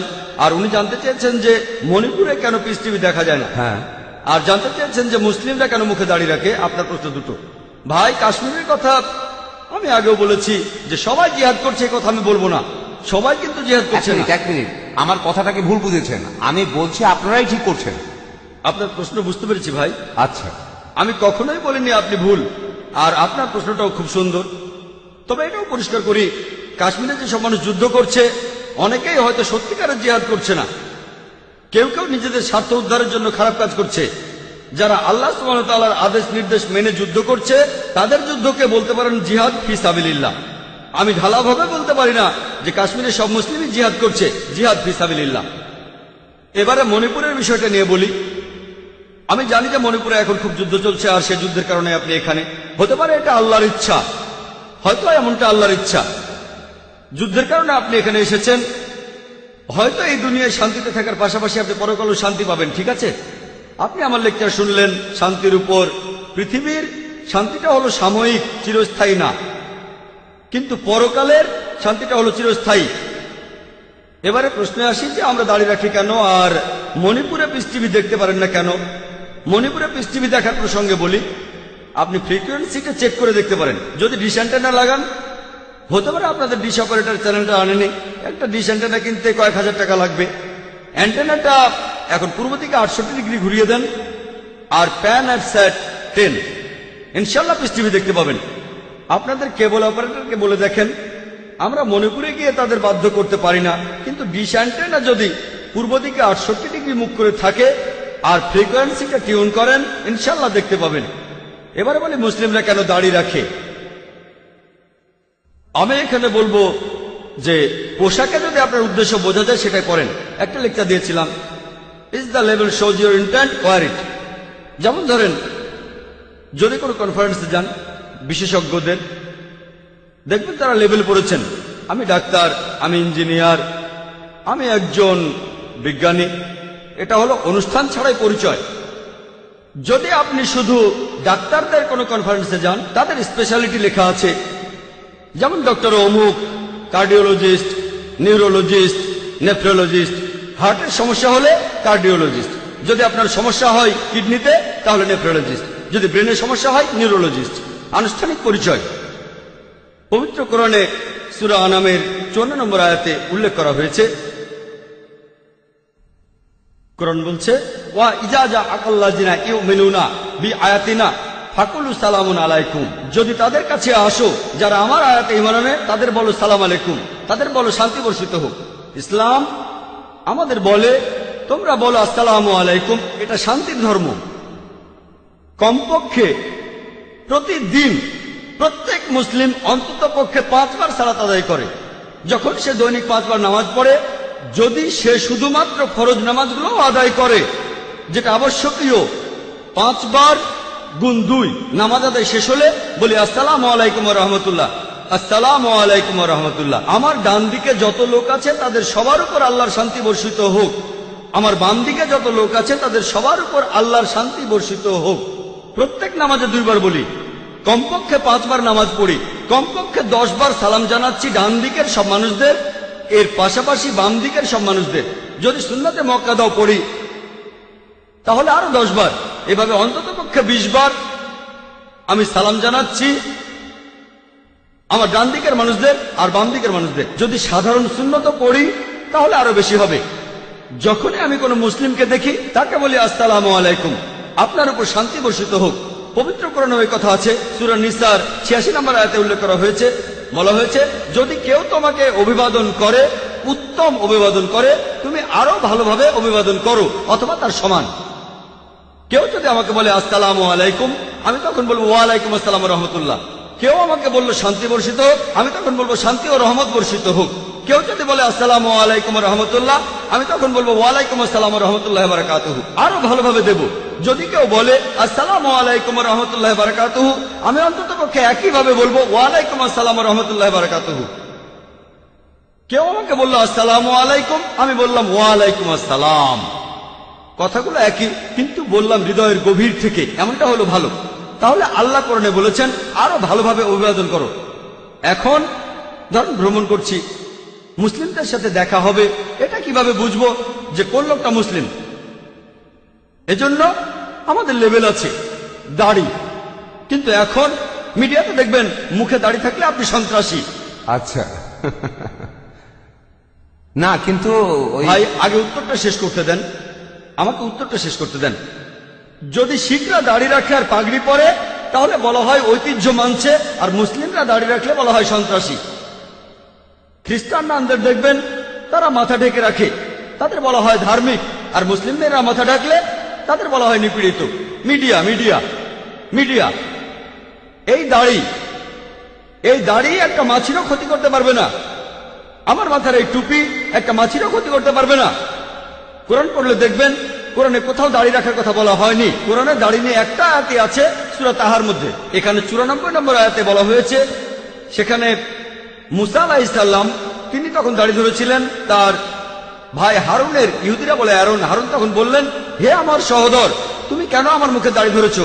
শুধুমাত্র এই আয়াতটাতে দাড়ির কথা আছে। আমাদের প্রিয় নবীজি বলেছেন, সহিহ বুখারীতে আছে 7 নম্বর খণ্ডের 780 ও 781 নম্বর হাদিসে আমাদের প্রিয় নবীজি বলেছেন, পৌত্তলিকরা যে কাজ করে তার বিপরীতটা করো। তোমাদের গোঁফ ছোট করে ছাটো আর দাড়ি রাখো। যেহেতু এটা নবীজির নির্দেশ, আর আল্লাহ কোরআনে বলেছেন আতিউল্লাহ ওয়া আতিউর রাসূল, আল্লাহ এবং তার রাসূলকে মান্য করো। নবীজি নির্দেশ দিয়েছেন, আমরাও মানব। আর এই দাড়ি থাকলে আমরা সহজে চিনতে পারি। অনেক লোক বিভিন্ন সময়, আমি যখন রাস্তায় হাঁটি, যখন বিদেশে যাই, তারা আমার টুপি আর দাড়ি দেখে আসসালামু আলাইকুম, আসসালামু আলাইকুম, ওয়ালাইকুম আসসালাম। এটা অনানুষ্ঠানিক পরিচয়। আমি শান্তি প্রচার করছি। আমাদের বুঝতে হবে যে এটা একটা অনানুষ্ঠানিক পরিচয়। আর একটা উদাহরণ দেই, একটা গাড়ি কিনলেন, আপনি যদি ডাক্তার হন, গাড়িতে ক্রস লাগানো থাকে কেন? এটা বোঝাতে যে গাড়ির মালিক একজন ডাক্তার। যদি আপনার ইমার্জেন্সি কাজ থাকে, আপনি গাড়ি থামাতে পারেন, তারপর সাহায্য চাইতে পারেন। সেখানে যদি কারো মুখে দাড়ি দেখেন আর মাথায় টুপি দেখেন, তাহলে বুঝবেন যে সে মুসলিম। আমার মনে আছে দাদা নানাদের জিজ্ঞেস করলে পাবেন, তাদের জিজ্ঞেস করে দেখবেন 50 বছর আগে, 100 বছর আগে, তারা আপনাকে বলবে যে অমুসলিমরা তারা যখন কোনো ট্যাক্সি ভাড়া করতে চাইতো, তখন একজন এমন ড্রাইভার খোঁজ করত যার মাথায় টুপি আর মুখে দাড়ি আছে, মুসলিম ড্রাইভার। এই লোক আমাকে ঠকাবে না। যদি তারা মুদি দোকানে কেনাকাটা করতে যেত, তারা এমন লোকের কাছ থেকে জিনিসপত্র কিনতো যার মালিকের মুখে দাড়ি আছে, মুসলিম। এই লোক ঠকাবে না। কিন্তু এখন যদি মাথায় টুপি থাকে, মুখে দাড়ি, তার মানে এই লোক সন্ত্রাসী। তাহলে ইসলাম সম্পর্কে অনেক বদনাম। এখন আমাদেরকে হারানো গৌরব ফিরিয়ে আনতে হবে। ঠিক, এটা আমাদের একটা লেভেল, এটা আমাদের নবীজির নির্দেশ, তিনি বলেছেন, সেজন্য আমরা এটা করি। এতে একটা মাছিরও ক্ষতি হবে না। এটা অনানুষ্ঠানিক পরিচয়ের একটা মাধ্যম যে আমরা মুসলিম, যাতে সালাম জানাতে পারি। আর যদি কোনো সমস্যায় পড়েন, যদি সাহায্য দরকার হয়, প্রতিবেশীকে সাহায্য করা মুসলিমদের কর্তব্য। সাহায্য চান মুখে দাঁড়িয়ে মাথায় টুপি কারো কাছে, ইনশাআল্লাহ আপনি সাহায্য পাবেন। আশা করি উত্তরটা পেয়েছেন। ধন্যবাদ। ধন্যবাদ। এবারের প্রশ্ন মহিলাদের মধ্যে থেকে। আসসালামু আলাইকুম জাকির ভাই, আমার নাম নীলম শেঠি। আমার জন্ম হিন্দু পরিবারে। আমি একদিন আজাদ ময়দানে হিন্দুইজম ও ইসলামের সাদৃশ্য নিয়ে আপনার লেকচারটা শুনেছিলাম। সেই দিন থেকেই আমি ইসলাম পছন্দ করি। আজকে সবার সামনে আমি ইসলাম ধর্ম গ্রহণ করছি। লা ইলাহা ইল্লাল্লাহু মুহাম্মাদুর রাসূলুল্লাহ। আমিন। মাশাআল্লাহ বোন, আপনাকে অভিনন্দন। ইসলাম গ্রহণ করার জন্য আপনাকে অভিনন্দন বোন। তিনি বললেন যে কয়েক বছর আগে বোম্বের আজাদ ময়দানে তিনি প্রথম আমার লেকচার শুনেছিলেন। টপিক ছিল হিন্দুইজম এবং ইসলামের মধ্যে সাদৃশ্য। আর সেই দিন থেকেই তিনি ইসলাম পছন্দ করেন, আর আজকে তিনি সবার সামনে ইসলাম গ্রহণ করলেন। আপনাকে এই শান্তির ধর্মে স্বাগত জানাই। আল্লাহর কাছে দোয়া করছি তিনি যেন আপনাকে রহমত দান করেন, আর ইনশাআল্লাহ আপনি জান্নাতে যাবেন, ইহকাল এবং পরকালও শান্তি পাবেন। ধন্যবাদ। হ্যাঁ ভাই। আমি ডক্টর বলবন্ত শাস্ত্রী, বিহারে সরকারি ডাক্তার হিসাবে ছিলাম। আমি বোম্বেতে অনেকদিন ধরে আছি। এখানকার অনেক অতিথিকেই আমি ব্যক্তিগতভাবে চিনি, তাদের সাথে কথাও হয়। আপনাদের এই অনুষ্ঠানে উপস্থিত থাকতে পেরেছি, আমি সেই জন্য সবাইকে হাত জোর করে নমস্কার জানাচ্ছি।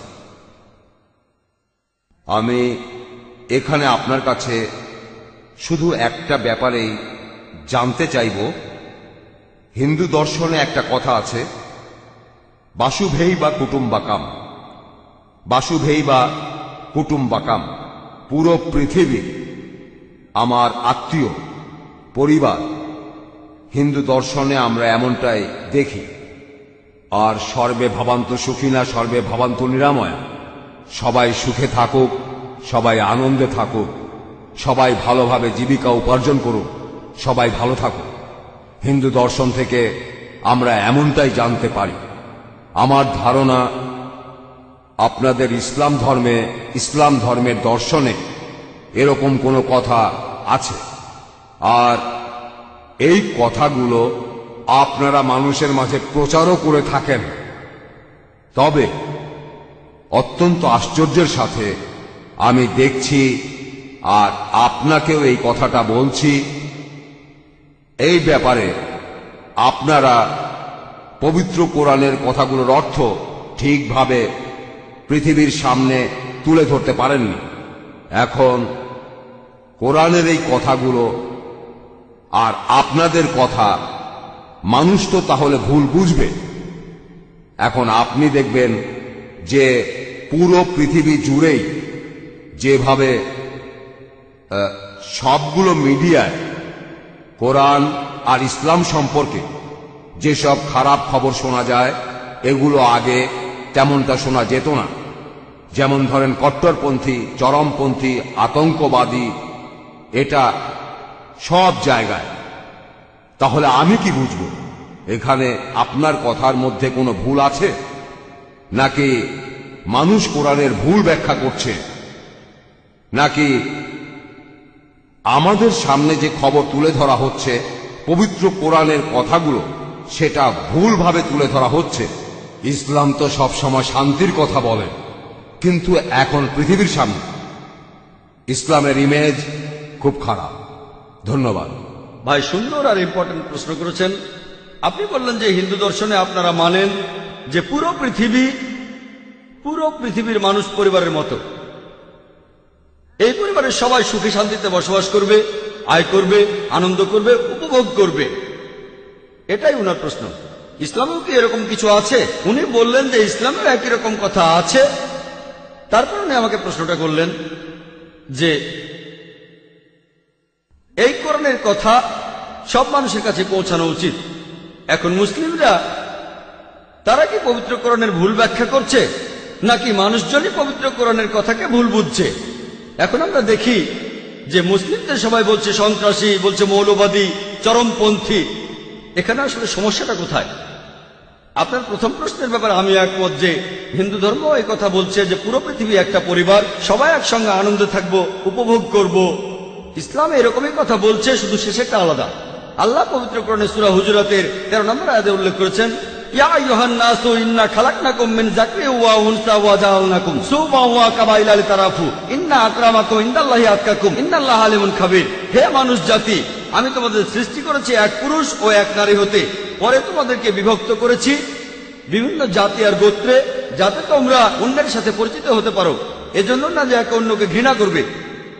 তাহলে কোরআন বলছে যে পৃথিবীর সব মানুষ, তাদের সব পূর্বপুরুষ, তাদের সবার আর আমাদের সবার পূর্বপুরুষ একটা যুগল, আদম হাওয়া।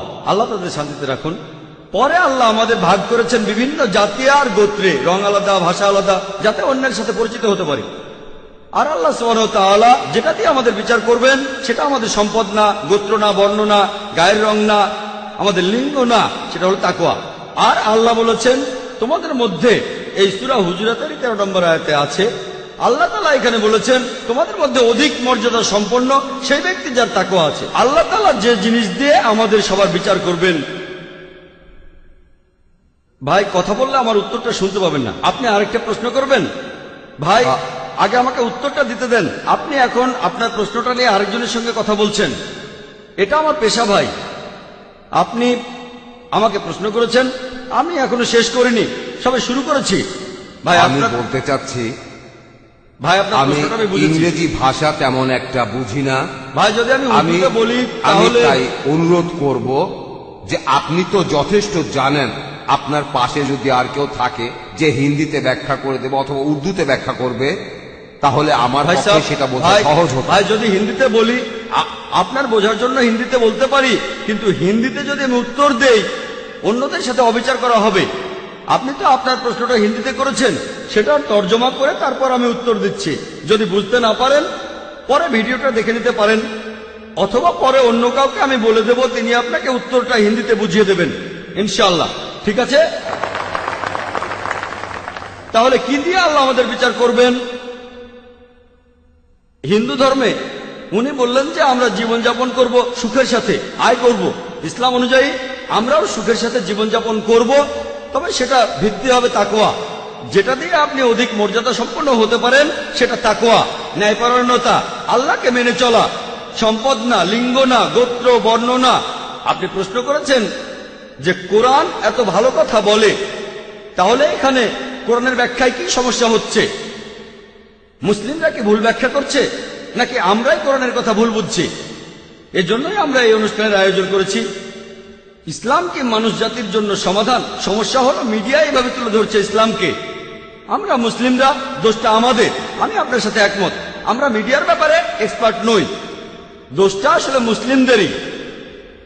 আর এটা প্রত্যেক মুসলিমেরই দায়িত্ব, সে ইসলাম ধর্ম প্রচার করবে, কোরআনের কথাগুলো প্রচার করবে পুরো মানুষ জাতির জন্য। আমরা আমাদের দায়িত্ব পালন করছি, চেষ্টা করছি, যথাসাধ্য চেষ্টা করছি। এখন সাধারণ মানুষকে জানানোর ভালো উপায়, এখানে দেখেন কত মানুষ, হাজার হাজার মানুষ আজ এই অনুষ্ঠানে। আমি জানি না কতজন, তবে আমাদের জন্য এই সংখ্যাটাও কম। 1 লাখ মানুষ, সেটাও আমার কাছে অনেক কম। আমার দরকার লক্ষ লক্ষ দর্শক, সেজন্য আমরা স্যাটেলাইট চ্যানেলে সরাসরি অনুষ্ঠান করি। আমাদের দর্শক প্রায় 6 কোটি। 6 কোটি, 1 লাখ বা 2 লাখ মানুষ তো নস্যি। আমি আল্লাহ তাআলার কাছে সাক্ষ্য দিতে পারি, মানুষের কাছে ইসলামের বাণী আমি পৌঁছে দিয়েছি। আর 6 কোটি হলো মাত্র 1%। এটা আসলে কম। পৃথিবীর জনসংখ্যার 1%, মোট জনসংখ্যা 600 কোটি। যেটা করতে হবে, আমাদের মুসলিমদের এখন মিডিয়ার সামনে আসতে হবে, আরো চ্যানেল খুলতে হবে, প্রচারের পরিমাণ আরো বাড়াতে হবে। আর আমি আপনার সঙ্গে একমত, মানুষের মধ্যে কিছু ভুল ধারণা আছে। আর সেজন্যই আপনি যেমন বললেন, মুসলিমদের এখন বলা হচ্ছে চরমপন্থী, বলা হচ্ছে মৌলবাদী, সন্ত্রাসী। আর আমার লেকচারটাও এগুলো নিয়েই, যে কি উত্তর দেবেন যদি কেউ আপনাকে বলে আপনি চরমপন্থী, আপনি সন্ত্রাসী, আপনি মৌলবাদী। আশা করি ইনশাল্লাহ এই লেকচারটা শেষ হওয়ার পর আপনি হিন্দিতে উত্তরটা পাবেন। আশা করি উত্তরটা পেয়েছেন। হ্যাঁ ভাই, এবারে পরের প্রশ্ন। প্রণাম গুরু, আমার নাম বিলাস কাকবে, আমি নায়ার হসপিটালের মেডিকেলের ছাত্র। আমার মতে আমরা খুবই ভাগ্যবান যে মানুষ হিসাবে জন্মাতে পেরেছি। প্রাণী হিসাবে আমরা আলাদা, লক্ষ লক্ষ বছরের বিবর্তনের মাধ্যমেই এটা সম্ভব হয়েছে। তাই আপনার মতে আমাদের এই মূল্যবান জীবন কোন কাজে লাগানো উচিত? মানে আমাদের জীবনের সবচেয়ে গুরুত্বপূর্ণ কাজটা কি? আমাদের এই জীবনের আসল উদ্দেশ্যটাই কি হওয়া উচিত? ভাই বললেন আপনি নায়ার হসপিটালে মেডিকেল স্টুডেন্ট। আপনাকে বলি, আমিও নায়ার হসপিটাল থেকে পাশ করেছি। আমিও একই মেডিকেল কলেজ থেকে পাশ করেছি। নায়ার হসপিটাল পাশ করেছি 1991 সালে, আনুমানিক 16 বছর আগে। ভাই প্রশ্ন করলেন যে আমরা এই মানুষের জীবন পেয়েছি, এখন এই জীবনটাকে কিভাবে কাজে লাগাবো। আল্লাহ পবিত্র কোরআনে বলেছেন, সূরা জারিয়াতের 56 নম্বর আয়াতে উল্লেখ করা হয়েছে, ওমা খালাকতুল জিন্না ওয়াল ইনসা ইল্লা লিয়াবুদুন, আমি সৃষ্টি করেছি জিন এবং মানুষকে শুধু আমার ইবাদতের জন্য। ইবাদত মানে তাকে মেনে চলা। তাই পৃথিবীতে আমাদের জন্য শ্রেষ্ঠ কর্তব্য আল্লাহ তাআলার নির্দেশগুলো মেনে চলা, যাতে শান্তিতে থাকতে পারি ইহকালে এবং পরকালে। মানুষ জাতির যিনি স্রষ্টা, তিনি প্রশ্নটা সঠিক উত্তর দিতে পারবেন। পবিত্র কোরআনে সূরা মুলকের 2 নম্বর আয়াতে উল্লেখ করা হয়েছে, আল্লাহ জি খালাকাল মাউতা ওয়াল হায়াতা, আল্লাহ তাআলাই সৃষ্টি করেছেন মৃত্যু এবং জীবন পরীক্ষা করার জন্য তোমাদের মধ্যে কর্মে কে উত্তম। পৃথিবীতে আমাদের এই জীবন, এটা পরকালের জন্য পরীক্ষা। আমরা সবাই পরীক্ষা দিচ্ছি। আর আপনি যদি আল্লাহ তাআলার আদেশগুলো মানেন আর তার কথা মতো যদি জীবনযাপন করেন আর শান্তি বজায় রাখেন, আল্লাহর কাছে নিজের ইচ্ছাকে সমর্পণ করে, তাহলে আপনি ইহকালেও সফল হবেন, পরকালেও সফল হবেন। আশা করি উত্তরটা পেয়েছেন। হ্যাঁ, কিন্তু আমরা যারা তরুণ, আমাদের কোন কাজটা করা উচিত? আচ্ছা, আপনারা কি করবেন? আপনারা এই কোরআন পড়বেন, পবিত্র কোরআন পড়েন, কোরআনের কথাগুলো নিজের জীবনে প্রয়োগ করেন। যদি আপনারা বেদ পড়েন, দেখবেন বেদেও বলছে এক ঈশ্বরের কথা, মূর্তি পূজা চলবে না। পবিত্র বেদ বলছে ভবিষ্যতে একজন ঋষি আসবেন, ভবিষ্যতে কল্কি অবতার আসবেন, সবাইকে ভালো জিনিস দেখাবেন। এই কল্কি অবতার হলেন মুহাম্মদ সাল্লাল্লাহু আলাইহি সাল্লাম। এই কোরআন আল্লাহ তাআলার সর্বশেষ ও চূড়ান্ত আসমানী কিতাব, নাজিল হয়েছে শেষ ও চূড়ান্ত নবী মুহাম্মদ সাল্লাল্লাহু আলাইহি সাল্লামের উপর। এই কোরআন পড়েন, মেনে চলেন, তাহলে শান্তিতে থাকতে পারবেন ইহকালে, আর পরকালেও শান্তিতে থাকবেন। আশা করি উত্তরটা পেয়েছেন। Thank you sir. হ্যাঁ বল। আমার নাম আরতি, আমি একজন অমুসলিম। আপনার কাছে আমার প্রশ্নটা হলো, তার আগে আমি আপনাকে এই জ্ঞানগর্ভ লেকচারের জন্য ধন্যবাদ জানাচ্ছি। আমি আজকে ইসলাম ধর্ম সম্পর্কে অনেক কিছু জেনেছি। আপনার লেকচারে শুনেছি, আমি যতখানি বুঝেছি যে ইসলাম এমন একটা ধর্ম যেটা বিশ্বাস করে শান্তি, সাম্যবাদ এবং বিজ্ঞানসম্মত যুক্তিবাদী চিন্তায়। এমনটা যদি হয়ে থাকে, তাহলে ইসলাম কিভাবে আল্লাহর ধারণায় বিশ্বাস করে, অথবা ইসলাম কিভাবে বেহেশত বা দোজখকে বিশ্বাস করে, যদি সেটা যুক্তিবাদী হয়? বোন, আপনি প্রশ্ন করলেন, বললেন এটা জেনে আপনার ভালো লেগেছে যে ইসলাম একটি শান্তির ধর্ম আর ইসলাম একটা বিজ্ঞানসম্মত ধর্ম, যৌক্তিক ধর্ম। তারপর বললেন যদি ইসলাম যৌক্তিক ধর্ম হয়ে থাকে, তাহলে ধর্মটা কিভাবে বিশ্বাস করে ঈশ্বরে, কিভাবে বিশ্বাস করে বেহেশত আর দোজখে। বোন, ঈশ্বরের অস্তিত্ব প্রমাণ করতে পারবেন বিজ্ঞানের মাধ্যমেই। যদি কোনো নাস্তিককে প্রমাণ দেখাতে চাই, যদি কোরআনের সত্যতা প্রমাণ করতে চাই, তাহলে বিজ্ঞানের সাহায্য নেব। বর্তমানে এটাই সবচেয়ে শ্রেষ্ঠ উপায়। আগেকার দিনে এটা ছিল অলৌকিক কাজ, তারপর আসলো সাহিত্য আর কবিতার যুগ। প্রত্যেক যুগেই কোরআন হলো অলৌকিকেরও অলৌকিক। কোরআন সবসময়ের জন্য অলৌকিক। এই কারণে বলছি, আমার কথা শুনলে বুঝবেন আমি প্রমাণ করেছি। আর যে মানুষটা বিজ্ঞানের কথা বিশ্বাস করে, যদি সে নিরপেক্ষ হয়, তাহলে মানতে বাধ্য হবে যে কোরআন হলো আল্লাহর বাণী। যদি সে বিজ্ঞানে বিশ্বাস না করে, যদি নিরপেক্ষ না হয়, যদি বুঝতে না চায়, তাহলে সম্ভাবনা বেশি যে সে পবিত্র কোরআন বিশ্বাস করবে না। সেজন্য আমি বলেছি যে আজকে বিজ্ঞান ঈশ্বরকে বাতিল করছে না, ঈশ্বরের কিছু ধারণাকে বাতিল করছে। আপনি যদি বিজ্ঞানের কথা বলেন, ঈশ্বরের কথা যদি বলেন, বেশিরভাগ বিজ্ঞানী ঈশ্বরের অস্তিত্বে বিশ্বাস করে। এখন আগেকার দিনে ফ্রান্সিস বেকনের কথা অনুযায়ী তিনি বলেছেন যে বিজ্ঞান সম্পর্কে অল্প জ্ঞান থাকলে আপনি হবেন নাস্তিক, তবে বিজ্ঞান সম্পর্কে অনেক জানলে আপনি ঈশ্বরে বিশ্বাস করবেন। এরপরে বেহেশত আর দোজখ নিয়ে আপনার প্রশ্নের উত্তর দেই।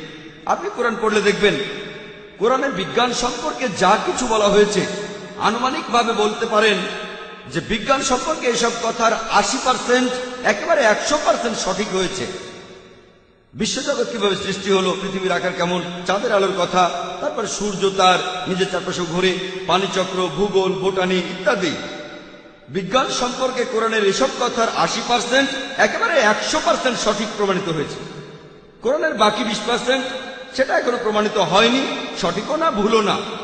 আমার যুক্তি বলে যখন 80% একেবারে পুরোপুরি সঠিক আর বাকি 20% সঠিকও না ভুলও না, এই 20%-এর 0.1%ও ভুল বলে প্রমাণিত হয়নি, আমার যুক্তি বলে যে ইনশাআল্লাহ আল্লাহর ইচ্ছায় বাকি 20% সঠিক হবে। তাহলে বেহেশত আর দোজখ, ফেরেশতা, জিন, বিজ্ঞান এখনো অতটা উন্নত হয়নি। বিজ্ঞান হয়তো এতটুকু উন্নত হয়েছে যে কোরআনের 80% বৈজ্ঞানিক কথাগুলো যাচাই করে দেখতে পারবে। আগামীকাল হয়তো 50 বছর পরে, 100 বছর পরে, 200 বছর পরে বিজ্ঞান তখন বেহেশত নিয়ে কথা বলবে, দোজখ নিয়ে কথা বলবে, জিন নিয়ে কথা বলবে। আমার বিচার বুদ্ধি বলে এটা কোনো অযৌক্তিক বিশ্বাস না, বিশ্বাসটা যুক্তিসঙ্গত।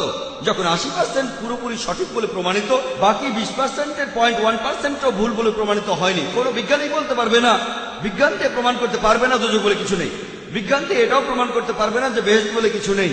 শুধু বলতে পারবে আমি জানি না, এটা থাকতেও পারে নাও থাকতে পারে, প্রমাণিত হয়নি। আমার যুক্তি বলে এই 20% এখনো ভুল বা সত্য প্রমাণিত হয়নি, বাকি 80% পুরোপুরি সঠিক। একজন বিজ্ঞান মনস্ক মানুষ হিসেবে, একজন যুক্তিবাদী মানুষ হিসেবে আমি বলবো যে ইনশাআল্লাহ আল্লাহর ইচ্ছায় বাকি 20% সঠিক হবে। সেজন্য আমি বিশ্বাস করি দোজখে, বিশ্বাস করি বেহেশতে, এছাড়াও আমি ফেরেশতা আর জিন বিশ্বাস করি। আশা করি উত্তরটা পেয়েছেন। আমার কিছু ব্যাপার পরিষ্কার করা প্রয়োজন, কিছু ব্যাপারে জানা দরকার। এই প্রশ্নটার সাথে প্রাসঙ্গিক। হ্যাঁ স্যার, আপনি এখন বললেন যে বিজ্ঞান ও আল্লাহর ধারণায় বিশ্বাস করে, ইসলামও সেটাই বিশ্বাস করে। সেখানে এসব ব্যাপার নিয়ে কি ব্যাখ্যা দেয়া হয়েছে আল্লাহ আর বেহেশত দোজখ সম্পর্কে? বোন, আপনি আমার পুরো লেকচার শুনেছেন? হ্যাঁ। আপনি কি আমার গত লেকচারটা শুনেছিলেন, is the Quran God's word? না স্যার, আজকেই প্রথম এসেছি। এখানে আমি 15 মিনিটে সেই কথাগুলো বলেছি যেটা আসলে 2 ঘন্টার লেকচার। আপনাকে অনুরোধ করব আপনি আমার ভিডিও ক্যাসেটটা জোগাড় করেন, is the Quran God's word. সেখানে প্রমাণ করেছি যে কোরআন আল্লাহর বাণী, নাস্তিকের সামনে ঈশ্বরের অস্তিত্ব সেখানে প্রমাণ করেছি। সেই কথাগুলো এখানে সংক্ষেপে বলেছি আমি। সেখানে আমি প্রমাণ করেছি যে ঈশ্বরের অস্তিত্ব আছে। যদি স্রষ্টা বলে কেউ না থাকতো তাহলে কোরআন কে লিখেছে? 1400 বছর আগে এই কোরআন কে লিখেছে? এই কোরআন, এই প্রশ্নটা আমারও, যে এই কোরআন কে লিখেছেন? কে লিখেছে? আমাদের স্রষ্টা লিখেছেন, ঈশ্বর লিখেছেন। মানুষ এটা লিখতে পারবে না। সরি, এই কথাটা ব্যাখ্যা করে বলেন। এই ব্যাখ্যাটা আমি 2 ঘন্টা ধরে দিয়েছি। আপনি ভিডিও ক্যাসেটটা দেখেন। আর 95 সালে এই টপিকের উপরে বোম্বেতে লেকচার দিয়েছিলাম। আমি ভলেন্টিয়ারদের অনুরোধ করব, মহিলা ভলেন্টিয়ারদের, উনাকে ওই ক্যাসেটটাও দেবেন যেখানে বোম্বেতে 95 সালে আমি এই লেকচারটা দিয়েছিলাম। লেকচারগুলো দেখেন, ইনশাআল্লাহ এখানে বিস্তারিত পাবেন, এখানে ব্যাখ্যাগুলো পাবেন, ঈশ্বর আর ঈশ্বরের অস্তিত্বের প্রমাণ আর কোরআনের সত্যতার প্রমাণ। আশা করি উত্তরটা পেয়েছেন। ইভিনিং স্যার, আমার নাম সুভাষ কামরে, আমি কেমিস্ট্রি ডিপার্টমেন্টের লেকচারার, থানা কলেজের। আপনার লেকচারের শুরুতেই আপনি বললেন যে কোরআন মানুষ জাতির জন্য শান্তির কথা বলে। আর আমার প্রশ্নটা হলো, ইসলাম যদি শান্তির কথা বলে তাহলে পৃথিবীর বিভিন্ন দেশের তরুণ সব মুসলিমরা তারা কেন সন্ত্রাসবাদের দিকে ঝুঁকে পড়েছে? এসব করেছে জিহাদের নামে। এই জিহাদ বিষয়টা আসলে কি? ধন্যবাদ স্যার। ভাই, একটা সুন্দর প্রশ্ন করেছেন যে ইসলাম আর কোরআন যদি শান্তির কথা বলে মানুষের জন্য, তাহলে বিভিন্ন দেশে কেন তরুণ মুসলিমরা আর বিভিন্ন বয়সের মুসলিমরা তারা যুদ্ধ করছে আর জিহাদের কথা বলছে? এই জিহাদ কথার অর্থ কি? এই জিহাদ শব্দটার অর্থ যদি জানতে চান, জিহাদ এসেছে আরবি শব্দ জাহাদা থেকে, যার অর্থ চেষ্টা করা, এর অর্থ সংগ্রাম করা। তাহলে জিহাদ শব্দটার অর্থ চেষ্টা আর সংগ্রাম করা। জিহাদের অর্থ পবিত্র যুদ্ধ না। পবিত্র যুদ্ধ এটার আরবি শব্দ হচ্ছে হারবুম মুকাদ্দাসা। পবিত্র কোরআনের কোন জায়গায় হারবুম মুকাদ্দাসা লেখা নেই, সহিহ হাদিসেও পাবেন না। এটা একটা ভুল অনুবাদ যেটা করেছে মিডিয়া, পশ্চিমা বিশেষজ্ঞরা। পবিত্র যুদ্ধ শব্দটা নেই। জিহাদের অর্থ পবিত্র যুদ্ধ না, জিহাদ অর্থ চেষ্টা আর সংগ্রাম করা। এরপরে ইসলামিক পরিভাষায় এর অর্থ চেষ্টা আর সংগ্রাম করা মানুষ জাতির উন্নতির জন্য। এর অর্থ চেষ্টা আর সংগ্রাম করা পৃথিবীর মানুষের শান্তির জন্য। আরেকটা অর্থ আত্মরক্ষার জন্য যুদ্ধক্ষেত্রে চেষ্টা আর সংগ্রাম করা। আরেকটা অর্থ অত্যাচারের বিরুদ্ধে চেষ্টা আর সংগ্রাম করা। জিহাদের অর্থ চেষ্টা আর সংগ্রাম করা। এবার আপনার প্রশ্নটাতে আসি যে তাহলে এইসব তরুণ মুসলিমরা পৃথিবীর বিভিন্ন দেশে তারা যুদ্ধ করছে। 1 নম্বর পয়েন্ট, এমন সম্ভাবনা আছে, আর কথাটা সত্যি, যে কিছু মুসলিম আছে যারা আসলে বিপদগামী, তারা বিপদে চলে গেছে। তারা বলে যে ইসলামের যুদ্ধের অনুমতি আছে, প্রসঙ্গ ছাড়াই উদ্ধৃতি দেয়, তবে এদের সংখ্যা খুবই কম। আমার মতে প্রধান কারণটা হলো মিডিয়া আমাদের এভাবে দেখাচ্ছে।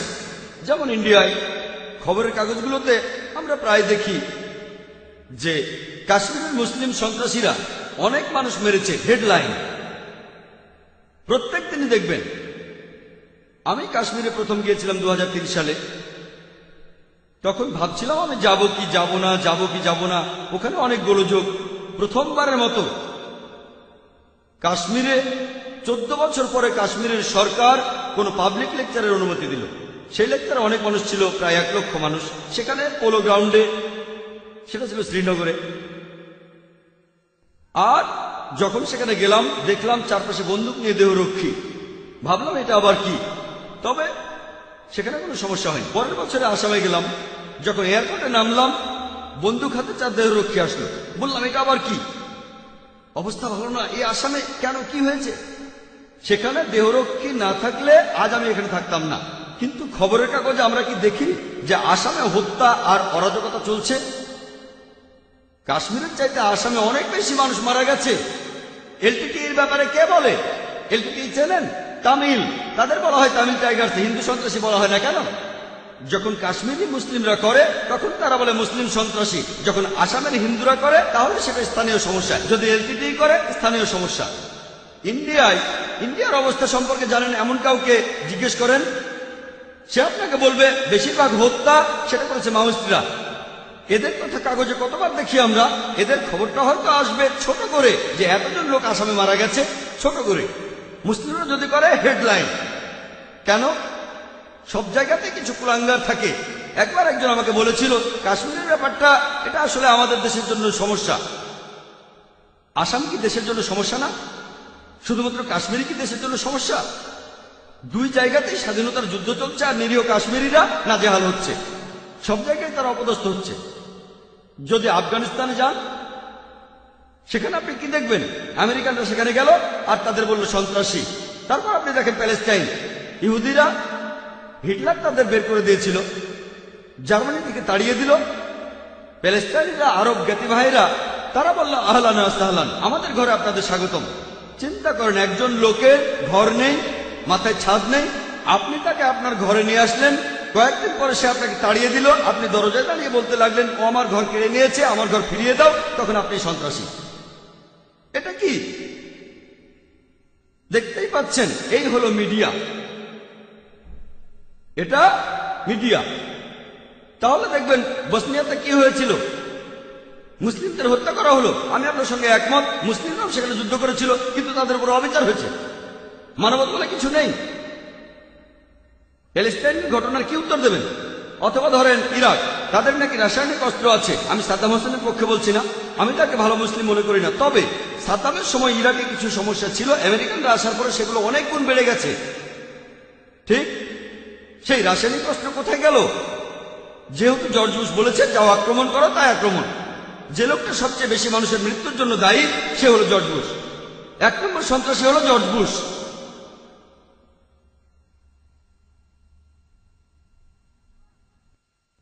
তাহলে আসল ব্যাপারটা হচ্ছে এটা মিডিয়ার খেলা। মুসলিমদের অপদস্থ করা হচ্ছে, অত্যাচার করা হচ্ছে, তাদেরকে বলছেন সন্ত্রাসী। আমি সেজন্য বলছি মুসলিমদের মধ্যেও কিছু কুলাঙ্গার আছে, তবে কুলাঙ্গারের সংখ্যা অনেক কম। এরা সংখ্যায় কম, পুরোটাই মিডিয়ার কারসাজি। আইআরএর নাম শুনেছেন? আইরিশ রিপাবলিকান আর্মি, ইংল্যান্ডে। এটা আসলে ক্যাথলিক আর প্রটেস্ট্যান্টদের ভেতরে লড়াই। তাদের কেউ ক্যাথলিক সন্ত্রাসী বলে না, কেন? 100 বছরেরও বেশি। তবে ইংল্যান্ডের প্রধানমন্ত্রী টনি ব্লেয়ার মুসলিম সন্ত্রাসীদেরকে বেশি ভয় পাচ্ছেন। আইআরএ নিয়ে অত চিন্তা নেই, যারা এখন পর্যন্ত অনেক মানুষ মেরেছে, অনেক বোমা ফাটিয়েছে। কিন্তু এরা দরজা বন্ধ করে মিটিং করে যে কিভাবে মুসলিম সন্ত্রাসীদের থামাবো। ব্যাপারটা খুবই কমন। কোন পলিটিশিয়ান ভোটের দরকার হলেই নতুন প্রধানমন্ত্রী আসলেন আর তখনই ঘটল গ্লাসগো বোম্বিং। সাবিল আহমেদকে চেনেন? সাবিল আহমেদের নাম শুনেছেন? খুব ভালো, আমি নাম শুনেছি, কখনো দেখিনি। ইন্ডিয়ার পেপারে এসেছিল। এই সাবিল আহমেদ কে? সাবিল আহমেদ হলো ডক্টর জাকির নায়েকের ভক্ত, আর ব্যাঙ্গালোরে ডক্টর জাকিরের লেকচারের অর্গানাইজার ছিল। পুরো আর্টিকেলটাই সন্ত্রাসের উপর। তারপরে সাবিল আহমেদের নাম, তারপরে জাকির নায়েকের কথা। কেন? কারণ জাকির নায়েক জনপ্রিয়, আর্টিকেলের গুরুত্ব বেড়ে যাবে। তারপর সেখানে লেখা আছে, যদিও ডক্টর জাকির নায়েক পুরোপুরিভাবে সন্ত্রাসের বিরুদ্ধে, এই আর্টিকেলে আমার নামটা জুড়ে দিল। আপনারা কি লাল মসজিদের ঘটনা জানেন? পাকিস্তানে সেখানে জাকির নায়েকের সিডি পাওয়া গেছে। তাহলে তো খুশি হবেন। যখন ইন্ডিয়ান প্রেস বলছে ডক্টর জাকির নায়েক সন্ত্রাসের বিরুদ্ধে, তাহলে তো খুশি হবেন যে সাবিল আহমেদের কাছে আমার সিডি আছে, লাল মসজিদে আমার সিডি আছে। আমি যদি সন্ত্রাসের বিরুদ্ধে থাকি, তাহলে এটাও ভাবেন যে হাজার হাজার মুসলিম সন্ত্রাসী কাজ করছে, তারা যেহেতু আমার ভক্ত, তারা এগুলো বাদ দেবে। যদি তালিবান ওয়েবসাইটে যান, ডক্টর জাকির নায়েকের নাম সেখানেও আছে। হয়তো দেখবেন আল কায়েদা ওয়েবসাইটেও আমার নাম দেওয়া আছে। কেউ অসুস্থ হলে তো ডাক্তার কাছে যাবে, ঠিক? এটা বলতে পারবেন না শুধু অসুস্থরাই হাসপাতালে যায়, অসুস্থ হলে তো হাসপাতালে যাবেই। যদি ধরে নেন এরা সবাই সন্ত্রাসী, আমার লেকচার শোনে, ইন্ডিয়ার সরকার তো খুশি হবে। ডক্টর জাকির নায়েক সন্ত্রাসীর বিরুদ্ধে কথা বলে, তাদের খুশি হওয়া উচিত যে এই লোকগুলো আমার কথা শুনছে। আমি হয়তো সবাইকে বোঝাতে পারবো না, তবে কিছু লোককে তো বোঝাতে পারছি। কিন্তু সেই আর্টিকেলে আমার নামটা লেখে গুরুত্ব পাওয়ার জন্য। আসলে ব্যাপারটা কি, যদি ইসলামের বিরুদ্ধে লেখেন আপনার আর্টিকেলটা, তাহলে চোখে পড়ার সম্ভাবনা বেশি। এটা খুবই কমন। খুশবন্ত সিংয়েরও একই অবস্থা। খুশবন্ত সিংকে চেনেন? এখন তার বয়স 94। তিনি আমার বিরুদ্ধে বিভিন্ন আর্টিকেল লিখেছেন। কয়েক সপ্তাহ আগে এই নভেম্বরে আমার বিরুদ্ধে লিখেছিলেন। তিনি বলেছেন, প্রথম আর্টিকেলে তিনি লিখেছেন যে আমি ডক্টর জাকির নায়েকের প্রোগ্রাম প্রতিদিন মনোযোগ দিয়ে দেখি। তিনি আমার প্রশংসা করলেন, আমার স্মরণশক্তির কথা বললেন, তারপরে তার নিজের স্টাইলে সমালোচনা করলেন। এরপর আর্টিকেলটা লিখলেন যে দিল্লিতে একটা বইমেলা হয়েছিল, সবচেয়ে বেশি বিক্রি হয়েছে ডক্টর জাকির নায়েকের বই, যেখানে অমুসলিমদের করা 20টা কমন প্রশ্নের উত্তর দেয়া আছে। ও এই লোকের স্মরণশক্তি অসাধারণ, ইত্যাদি ইত্যাদি। তবে আমি তার 4টা প্রশ্নের উত্তর দেব। তারপরে বললেন শূকরের মাংস, অ্যালকোহল, বহুবিবাহ আর পর্দা নিয়ে হিজাব। সেই আর্টিকেলটা পড়ে দেখেন, এখানে বিস্তারিত বলার মতো সময় নেই। শূকরের ব্যাপারে বলেছি এটা নির্লজ্জ প্রাণী, 70টার বেশি রোগ ছড়ায়, আর শূকর হলো যথেচ্ছ যৌনাচারের একটা প্রতীক। আমি বলেছিলাম শূকরের মাংস খেলে আপনার ব্যবহার শূকরের মতো হবে। এই শূকরের মাংস হচ্ছে যথেচ্ছ যৌনাচারের একটা প্রতীক। তিনি বললেন আমি এটা জানতাম না। তারপর বললেন যে পশ্চিমা দেশগুলোতে সবাই শূকরের মাংস খায়, সেখানে তো কাউকে অসুস্থ হতে দেখি না। দেখেন, ডাক্তাররা আমাদের বলে পতিতালয়ে গেলে এইডস হতে পারে, তবে পতিতালয়ে যারা যায় তাদের সবার এইডস হয় না। পার্সেন্টেজটা খুবই কম, খুব কম মানুষেরই সেটা হয়।